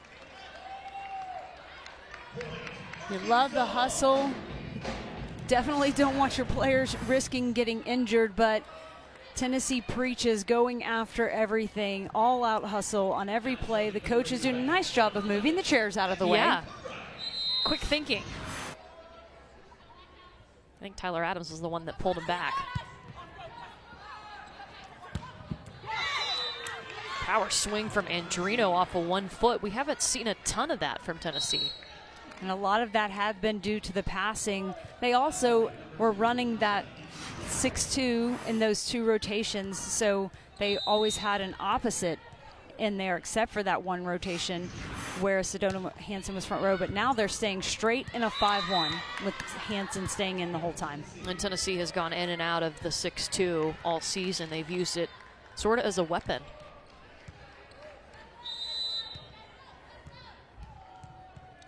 Tennessee has to win this set to extend the match. Up by 4 here, playing to 25. Gillen off the block. A low pass that time. The only thing that Rachel Rippey could do was bump set it to the outside. And Gillen had 2 blockers right in front of her, and she hits a great sharp cut shot. And this is not something that a lot of young attackers just have. Tennessee goes back to the middle in Addison Rowe for a point. And the middles for Tennessee are definitely carrying the team. I mean, of course, Mahaffey has been outstanding, but those 3, they were the 3 that were outstanding against Alabama. Right. Their numbers were really, really good. And if they're going to come back in this one, they're going to continue to feed those 3. Mahaffey, they go to her. She tips it. Good up by Savannah Downing. And back to the middle. And Rowe. And it keeps working for Tennessee, and it's not that Arkansas doesn't know it, but when the pass is right up at the net, like we talked about earlier in the serve receive passing, but if any of the passes are up at the net, they have all 3 hitting options, and so that means the middle's going to be one-on-one, and so she's taking advantage of the one-on-one block. I mean, what else can we say about Gillen? It's hard to say her name sometimes. She hits it so powerful, I want to say it so fast. She has been just so fun to watch. She said that. She flies, she hits the ball hard. She's just always ready to take the swing and get the kill. She's been big for Arkansas this season and will be big for them as her career moves on. Arkansas does have some talent coming in. Today is signing day for volleyball, so both of these teams adding some new faces next season that they're really excited about. And the good news for Jason Watson is that he now gets Jillian Gillen back and Maggie Cartwright coming back next season as seasoned sophomores. Yes. Along with his recruiting class that's coming in. And Haley Durkle, who is taking a medical redshirt this season. And, I mean, they are going to be a team next year that I think will be one of the stronger ones in the SEC. Durgel out, injured her ankle in the first match of the season. They tried to get her back, played in 5 matches, but they decided the best thing for her was to redshirt. So she will be back next year for Arkansas. And she just got back to passing and doing today. stuff in practice. Yep. Yeah, so these are who Arkansas has coming in their 2020 class. Haley Snyder is definitely one to look at. Last year she helped her club team, Texas Advantage, to the 2018 National Championship. And Clara Parker, over 1,400 kills and over 1,100 digs. The Arkansas Gatorade Player of the Year. Both of those players, along with a couple others, coming to Arkansas next season. Signing day is always big. It's exciting for the future. It's exciting for your current team. Excited for the families to finally, a lot of these athletes have been committed for a while. Yeah. So to finally get to sign their papers, it's a fun day.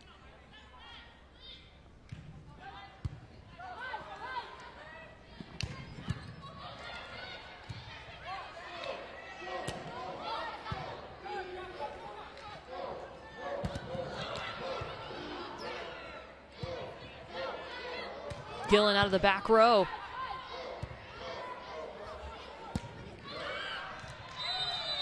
Tennessee is really going to Mahaffey hard right now.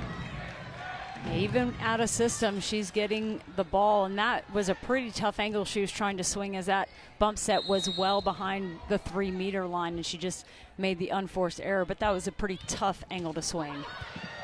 Tough serve from Gillen. Grazes the tape. Ooh, second attempt from Grubbs at that block. Just a laser down the line. Yeah, that ball was set pretty tight, and that's a time where Malin Garrett, the right side blocker, should be more on the ball, because that's what can happen on a tight set if you don't get on the ball.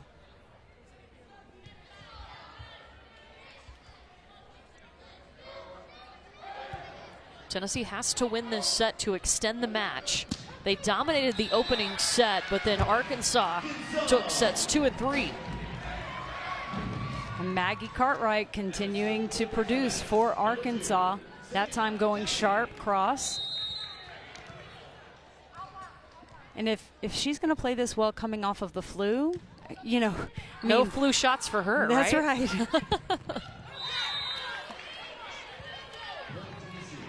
They got to find a way to slow down Mahaffey.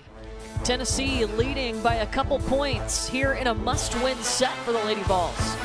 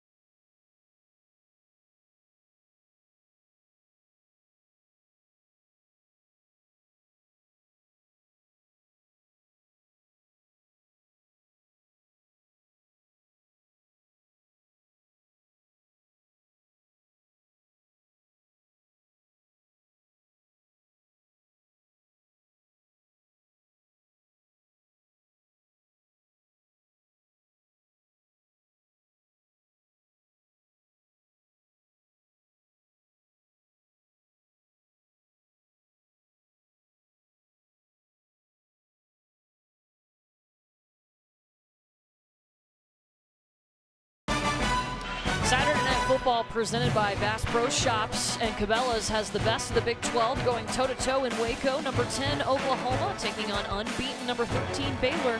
Sooners are 25-3 all-time against the Bears. 7:30 Eastern, 4:30 Pacific, right here, or on ABC, and of course on the ESPN app.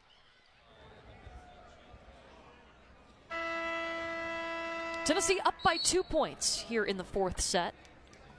They must win this set to force a fifth set after Arkansas took sets 2 and 3.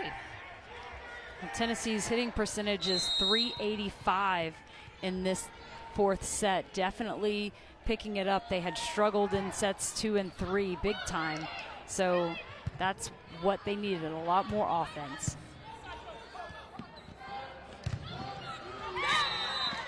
And Tessa Grubbs has looked more like herself in this fourth set, and that helps. The first contact for Tennessee has been good. Sedona Hansen staying in all 6 rotations, maybe allowing the hitters to get a little more comfortable, knowing what the set is going to be from the same setter. Sometimes it can be hard if, you know, the other setter for Tennessee, she's a freshman.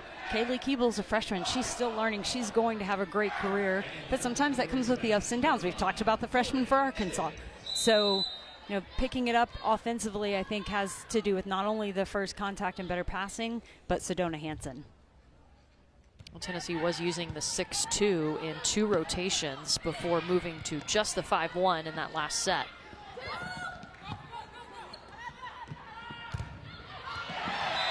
The block gets Tessa Grubbs. And we haven't talked about the Arkansas system, but Rachel Rippey, she sets in the front row and Gracie Ryan sets in the back row. So they run a 5-2 because Rachel Rippey is a good blocker.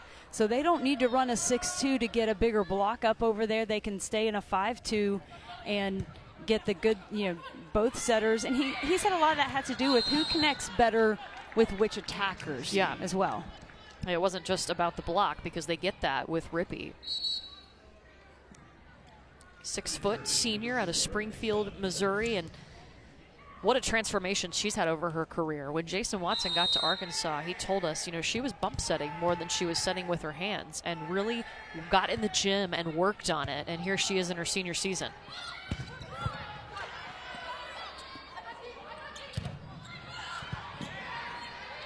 Downing lays out for it. And Drino just lethal. Sedona Hansen continuing to force the middle, and that's going to lead Jason Watson to calling a timeout because they're just not able to stop that middle attack. Tennessee leads it here in the fourth set, 8.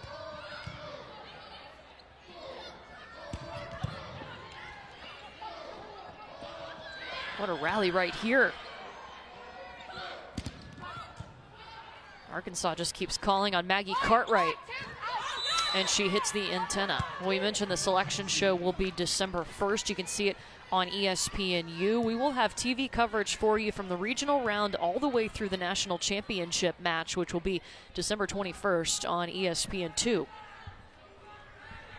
And of course, Pitt is one of those teams that's kind of just on the outside, I think, of, you know, the top 4 seeds. Yeah. If Pitt can get a top 4 seed, they can be at home the entire time because the national championship is in Pittsburgh. Yes. The thing that hurts Pitt is that they play in a conference that's not as tough as some of the other ones you see, like the Pac-12, the Big Ten. So their best win is Penn State. That's right. And, you know, we're referring to my current top 4, Texas, I mean, outstanding. We've talked about that. Stanford has Catherine Plummer back, but Minnesota, I just think they're playing great volleyball right now. Obviously, tomorrow they've got a huge matchup with Wisconsin. It is at Minnesota. So that's going to obviously give a little bit of an edge to the Golden Gophers. So that's kind of why I put them in there. I think they're playing really well. And Baylor, I mean, Baylor is still doing really well. Yeah, it would be hard to not put them in the top 4 if their only 2 losses of the season are to Texas, who is number 1. That's right. Well, we mentioned how tough the Big Ten is. They have more ranked teams than anyone with 7, followed by the Pac-12, who has 5. The SEC has kind of floated in and out. Missouri's been ranked. Texas A&M has been ranked. They've had as many as 3 teams ranked this season. Currently just 2 this week. And if you look on that, we talked about the ACC only has 1 ranked team, and that's Pitt. Yes. And so, you know, why will Pitt possibly be not one of the top 4 seeds? They can't control their strength of schedule in conference, but out of conference, they didn't schedule quite as many of the tough opponents, and so that could come back to hurt them. That's definitely something that the selection committee will look at.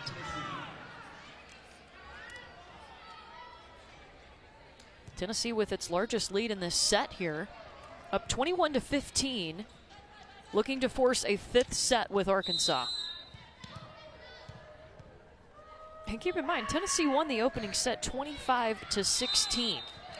They dominated Arkansas, and you've got to give props to the Razorbacks for the turnaround so quickly in this match. And a lot of that has to do with Maggie Cartwright playing despite recovering from the flu, and she has impacted this game, not just in ways that'll show up on a stat book like that ace right there. You know, that's going to show up in the stats, but she just does a lot of other little things. She's done a nice job of passing. She's a big blocker up there. I mean, she's just really impacted this match. Well, for those of you who are looking for Bowling Green in Miami, it's currently airing over on ESPN News. We will get you there as soon as we wrap up here in Fayetteville. Tennessee is going to call a timeout. 21-17 is the score here in the 4th set. Speaking of some football, Saturday Night Football presented by Bass Pro Shops and Cabela's has the best of the Big 12 going toe-to-toe in Waco. Number 10, Oklahoma takes on unbeaten number 13, Baylor. The Sooners 25-3 all-time against the Bears. They've won the last 4, too. 7:30 Eastern, 4:30 Pacific on ABC and the ESPN app. I watch a lot of sports on the ESPN app. I do, too. I was watching some basketball earlier. Got to head from here to Auburn to check out Bruce Pearl's team, who won by a point last night. Last night there was over some South upsets. Alabama. Yeah, Kentucky went down. We've already had the number 1 team go down twice this season. Yes, crazy. Props to Evansville. That was cool. It was a fun game to watch. It's not cool if you're a Kentucky fan. Yes, that's true. If you don't, it's cool if you're an Aces fan. That's right. And if you don't have a dog in the fight, you always want the underdog to win. So yeah, sorry, Kentucky. It's a good story. Yeah.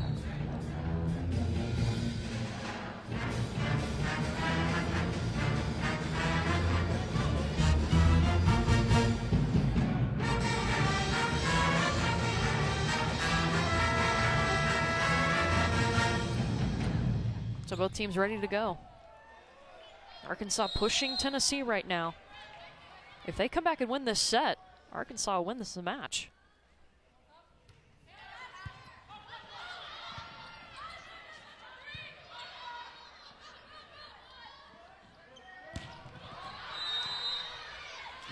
Gets a touch. And another great serve by Maggie Cartwright. Got Tennessee out of system. They had to send a free ball over. The blockers for Tennessee did commit block out to Jillian Gillen, though, but she got the touch and got the kill.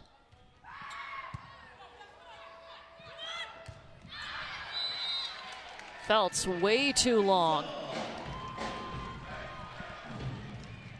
Yeah, she just got under that ball a little bit, hit more of the back of the ball and hit it well out of bounds. Arkansas is on a 4-0 run, and Tennessee is going to use its final timeout of the set. It definitely feels like the momentum is shifting back to Arkansas right now.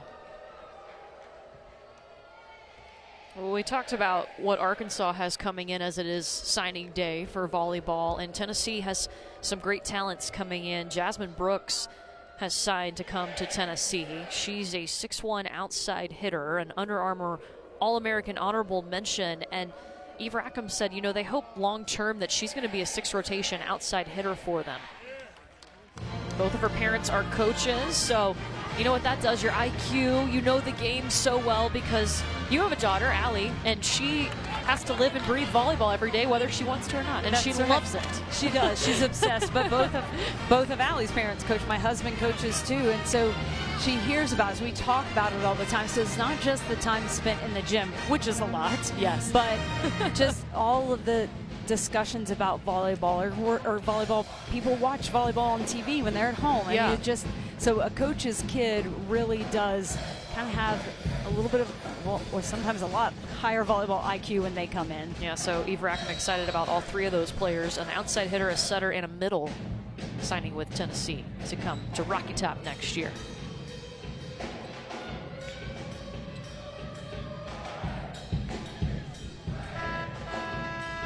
All right, the mistakes have crept in for Tennessee here in the end of this 4th set.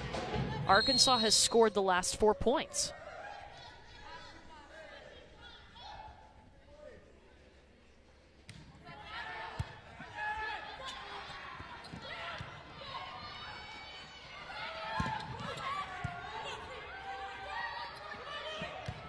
There's Feltz. Good correction. Yeah, nice job by Feltz that time after a pretty poor swing. The last time she hit, she was in good rhythm, took a nice swing down the line.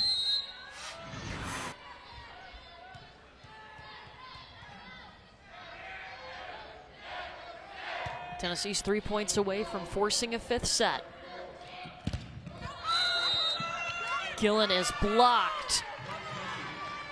Again, if you're looking for Bowling Green in Miami, you can see it right now on ESPN News. We will get you there once we finish up this match here in Fayetteville. And Tennessee's likely delaying that a little bit because they're trying to force a 5th set. They are, yes. 2 points away from doing it.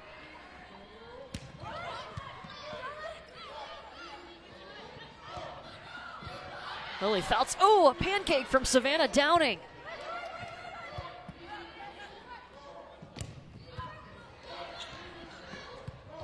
Downing's had some great saves in this rally. And Gillen off hands, point Arkansas. And again, with 2 blockers right in front of her, it's not like she had a ton of area of the court she could hit based on what was in front of her, and she hits it really high off the hands of the block.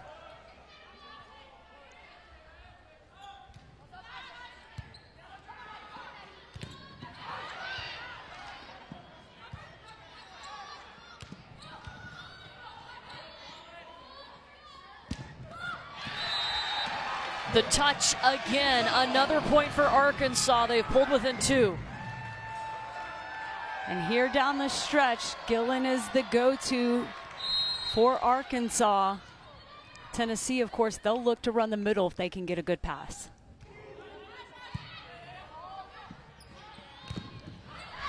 Feltz down the line, set point Tennessee, trying to force a 5th set.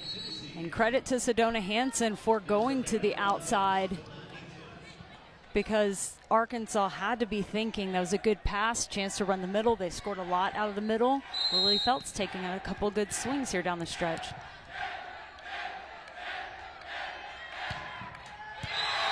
Service error. They've been at key points all night. They've crept in for Tennessee. Still set point for the Lady Vols.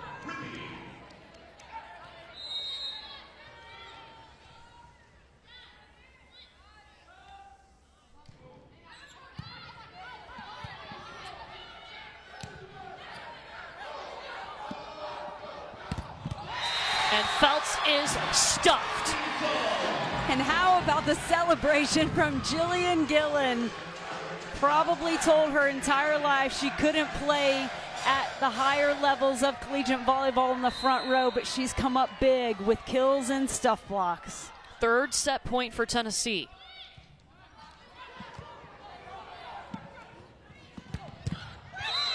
Lily Feltz has had enough of that. Tennessee takes the 4th set. We are going to a 5th set here in Fayetteville. And that was just a misread on the block by Jillian Gillen, allowing Lily Feltz to get a swing with basically no block. And Tennessee is forcing the roll shot to start things off for Tennessee. Gillen pulled inside the court. And Feltz gets some hands. Tennessee is on the board first. And that bump set actually came from Addison Rowe as Sedona Hansen got caught behind her. So when a middle can handle the ball that well, that's really impressive.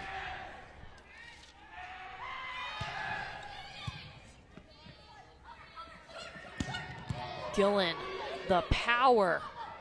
Coulter did a good job of staying on it. Lily Feltz has scored the first 2 points for Tennessee. And Lily Feltz, another undersized attacker that knows that part of her game has to be swinging off of the hands of the blockers. Feltz now with 11 kills, one of 3 Lady Vols in double figures. They keep serving it right at Jillian Gillen. And there's her 21st kill tonight. And I don't know that I've seen a young attacker able to hit off the hands of the blockers as much as Jillian Gillen. I would say, if I had to guess, I would say 80% of her kills are off of the block. impressive. 21 kills, 8 digs for Jillian Gillen. She leads Arkansas with 7 double-doubles this season. Still time for that 8th.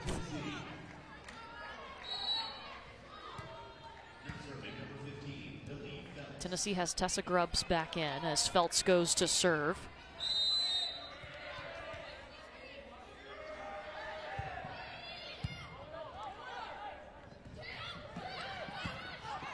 Pancake from Coulter.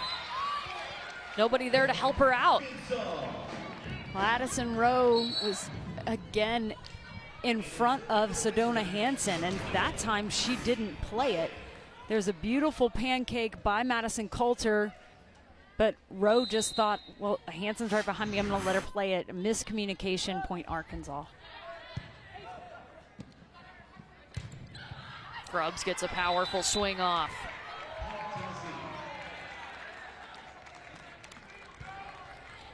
Good attackers know when they've got big blockers in front of them, they've got to swing high. So she didn't try to bounce that ball straight down. She went for the deep court swing, and she got the kill, and that's what is really important at this level.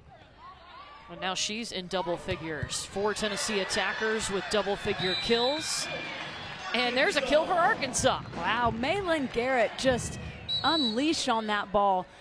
In this rotation for Arkansas, she's been running this play, but they haven't set her. So the Tennessee blockers weren't expecting it, so she essentially had an open net, and she crushed it. Playing to 15 points here in the 5th set. You have to win by 2.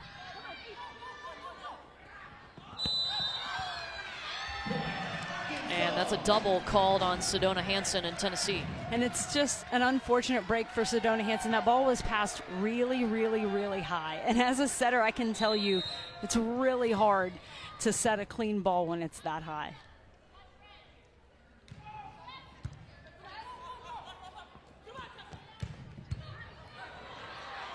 It hits the light. Still in play as it stayed on Arkansas's side of the court. Point for Tennessee. Just an unfortunate break for Arkansas, as that was a great dig. But 2 players were hustling after the ball that was going outside of the court area, so nobody was back over where the ball actually landed.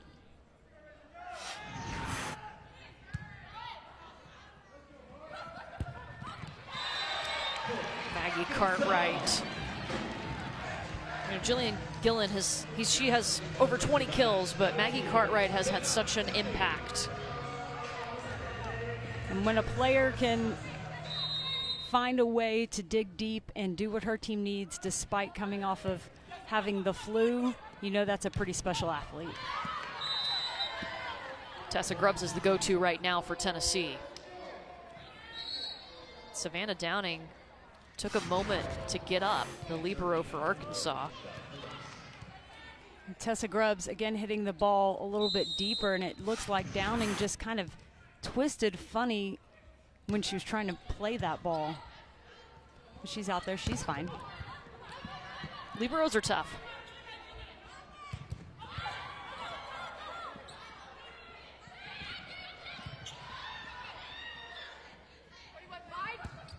Back to Cartwright. And Drino. It happens so fast. The Tennessee middles really do a nice job of transitioning fast and getting up and available for the setters. And we're going to see a sub in here. Fingal goes in. And there's not a setter on the court for Tennessee, so this is a blocking sub.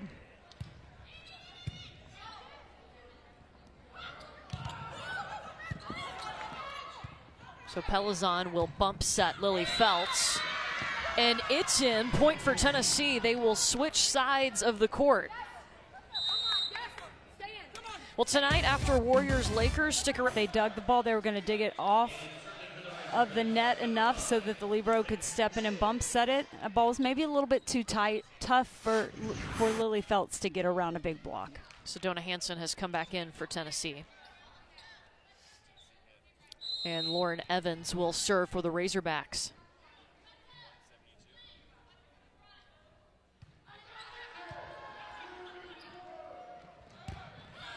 Feltz off hands. And a nice swing by Feltz. That ball was set tight. So she was in a little bit of trouble. It's tougher to swing on a tight ball, especially if the block is lined up. And she got a really great swing.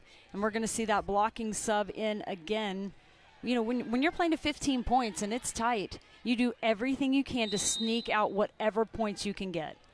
So Morgan Fingal has come back in. No setter on the floor for Tennessee. Cartwright tips over that Tennessee block. Fingal gets a piece of the defense, and the whole Tennessee bench leapt up in the air. Arkansas calls timeout. Well, the defensive blocking sub is working for Tennessee. They're saying we can just put a high ball to our pins and still score. We're trying to stop Arkansas at the net. Tennessee 5 points away from taking this match. It's been a tough battle. Tennessee is coming off of one of their best matches in the season. They hit 419 against Alabama. Were able to sweep the Crimson Tide on Sunday. And they looked like they were going to carry that momentum over in the first set tonight. And you talked about how 5 players had 8 kills or more in that match. Well, in this one, they have 4 players in double-digit kills already. And so they're really getting some good offensive output from their, and then, you know, from those 4, but then they also have Alyssa Andrino's got 5 kills and Fingal has 5 kills, or excuse me, Fingal has 6 kills. So, I mean, they're really combining for a great group effort offensively. Yeah, and look in this 5th set alone, it's been Lily Feltz with 5 kills in this 5th set, half of Tennessee's points. Yeah, and especially when in the 4th set, she struggled a little bit, just 4 kills and 2 errors. So for her to come out and, again, not worry about the 4th set, that's over. You got to play this 5th set and be that solid. I mean, that's really neat to see from, she's a young player too. Yeah. Both teams are actually hitting really well. Arkansas is hitting 364 in the 5th set with no attacking errors. But Tennessee has a 4-point advantage, playing to 15.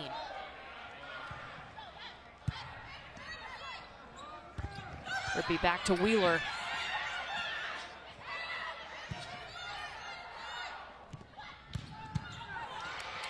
Alyssa Andrino with a nice dig. Good layout. Warren Evans. Again, Tennessee doesn't have a setter on the floor. Morgan Fingal has had 2 nice swings in a row. Jason Watson has the green challenge card in his hand. And he's challenging the net violation. When Lily Feltz blocked that ball and then it came kind of down between her and the net and she played it up, I believe that's what he's saying was a net violation.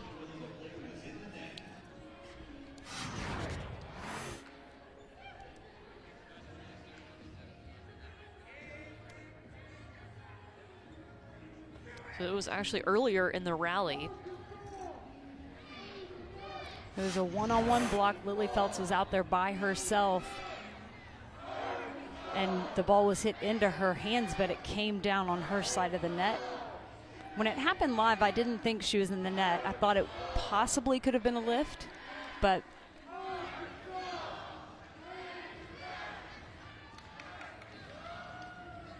this officiating crew has been pretty quick at the monitor. yeah, they're doing a great job.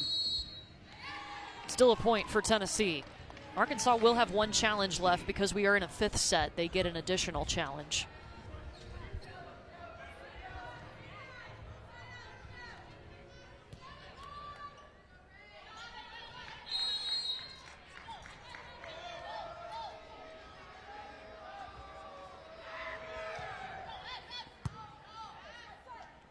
Rachel Rippey goes to Wheeler on the slide.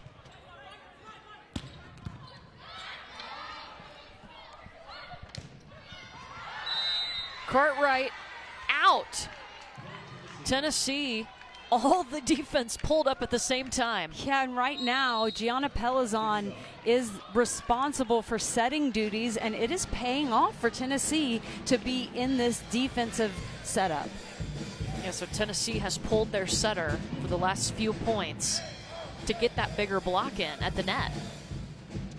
Arkansas calls timeout. It's second and final timeout of the fifth set. Tennessee is 3 points away from winning the match. How big has Lily Feltz been in this fifth set? She has been the reason that Tennessee is where they are. She came out firing right away, getting kill after kill off the block. Just so smart and really saying, give me the ball. Yeah, I want to win this match. I'll do whatever I can. She had times in this match where she really struggled, but watching her play right now, you would never think that she was having a tough time at any point in this match. Yeah, Feltz 5 kills in this fifth set alone. She has 14 kills. Addison Rowe has 14 kills. Grubbs with 12 and Mahaffey with 11. 4 players in double figures for Tennessee. And Arkansas's hitting percentage has gone way down in the fifth set. They were hitting above 300 in this set, now at 188. Well, and you mentioned Lily Feltz picking it up. In the second set, she had 0 kills, 2 errors. And then in the third set, she only had 2 kills. So Lily Feltz struggled, but wow, she's doing a phenomenal job here. Still no setter on the floor for Tennessee. It's up to Pelizon.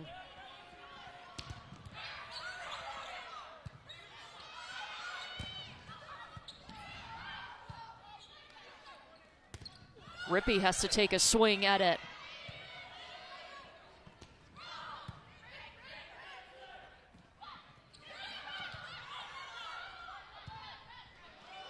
Fingal.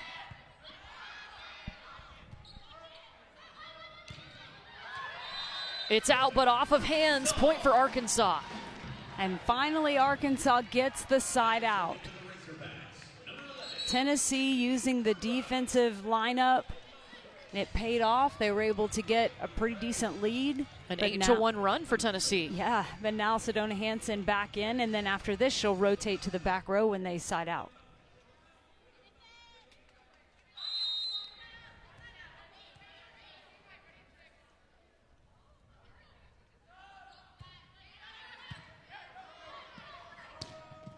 Addison Rowe playing to 15 points. And Addison Rowe has just been so good this entire match. Talk about how important it is for middles to make themselves available, and she really does that. Sedona Hansen knows that she's going to be up and ready to hit. She's got a season high with 15 kills.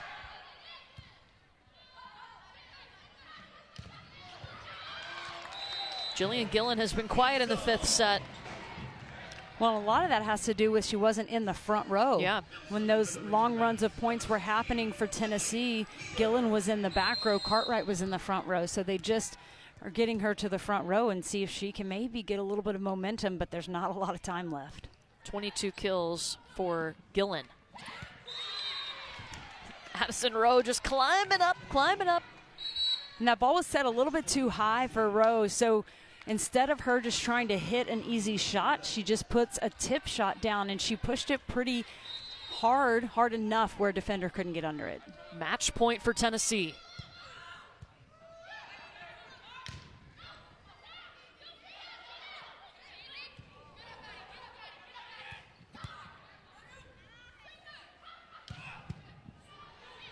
Good up by Coulter. Gillen.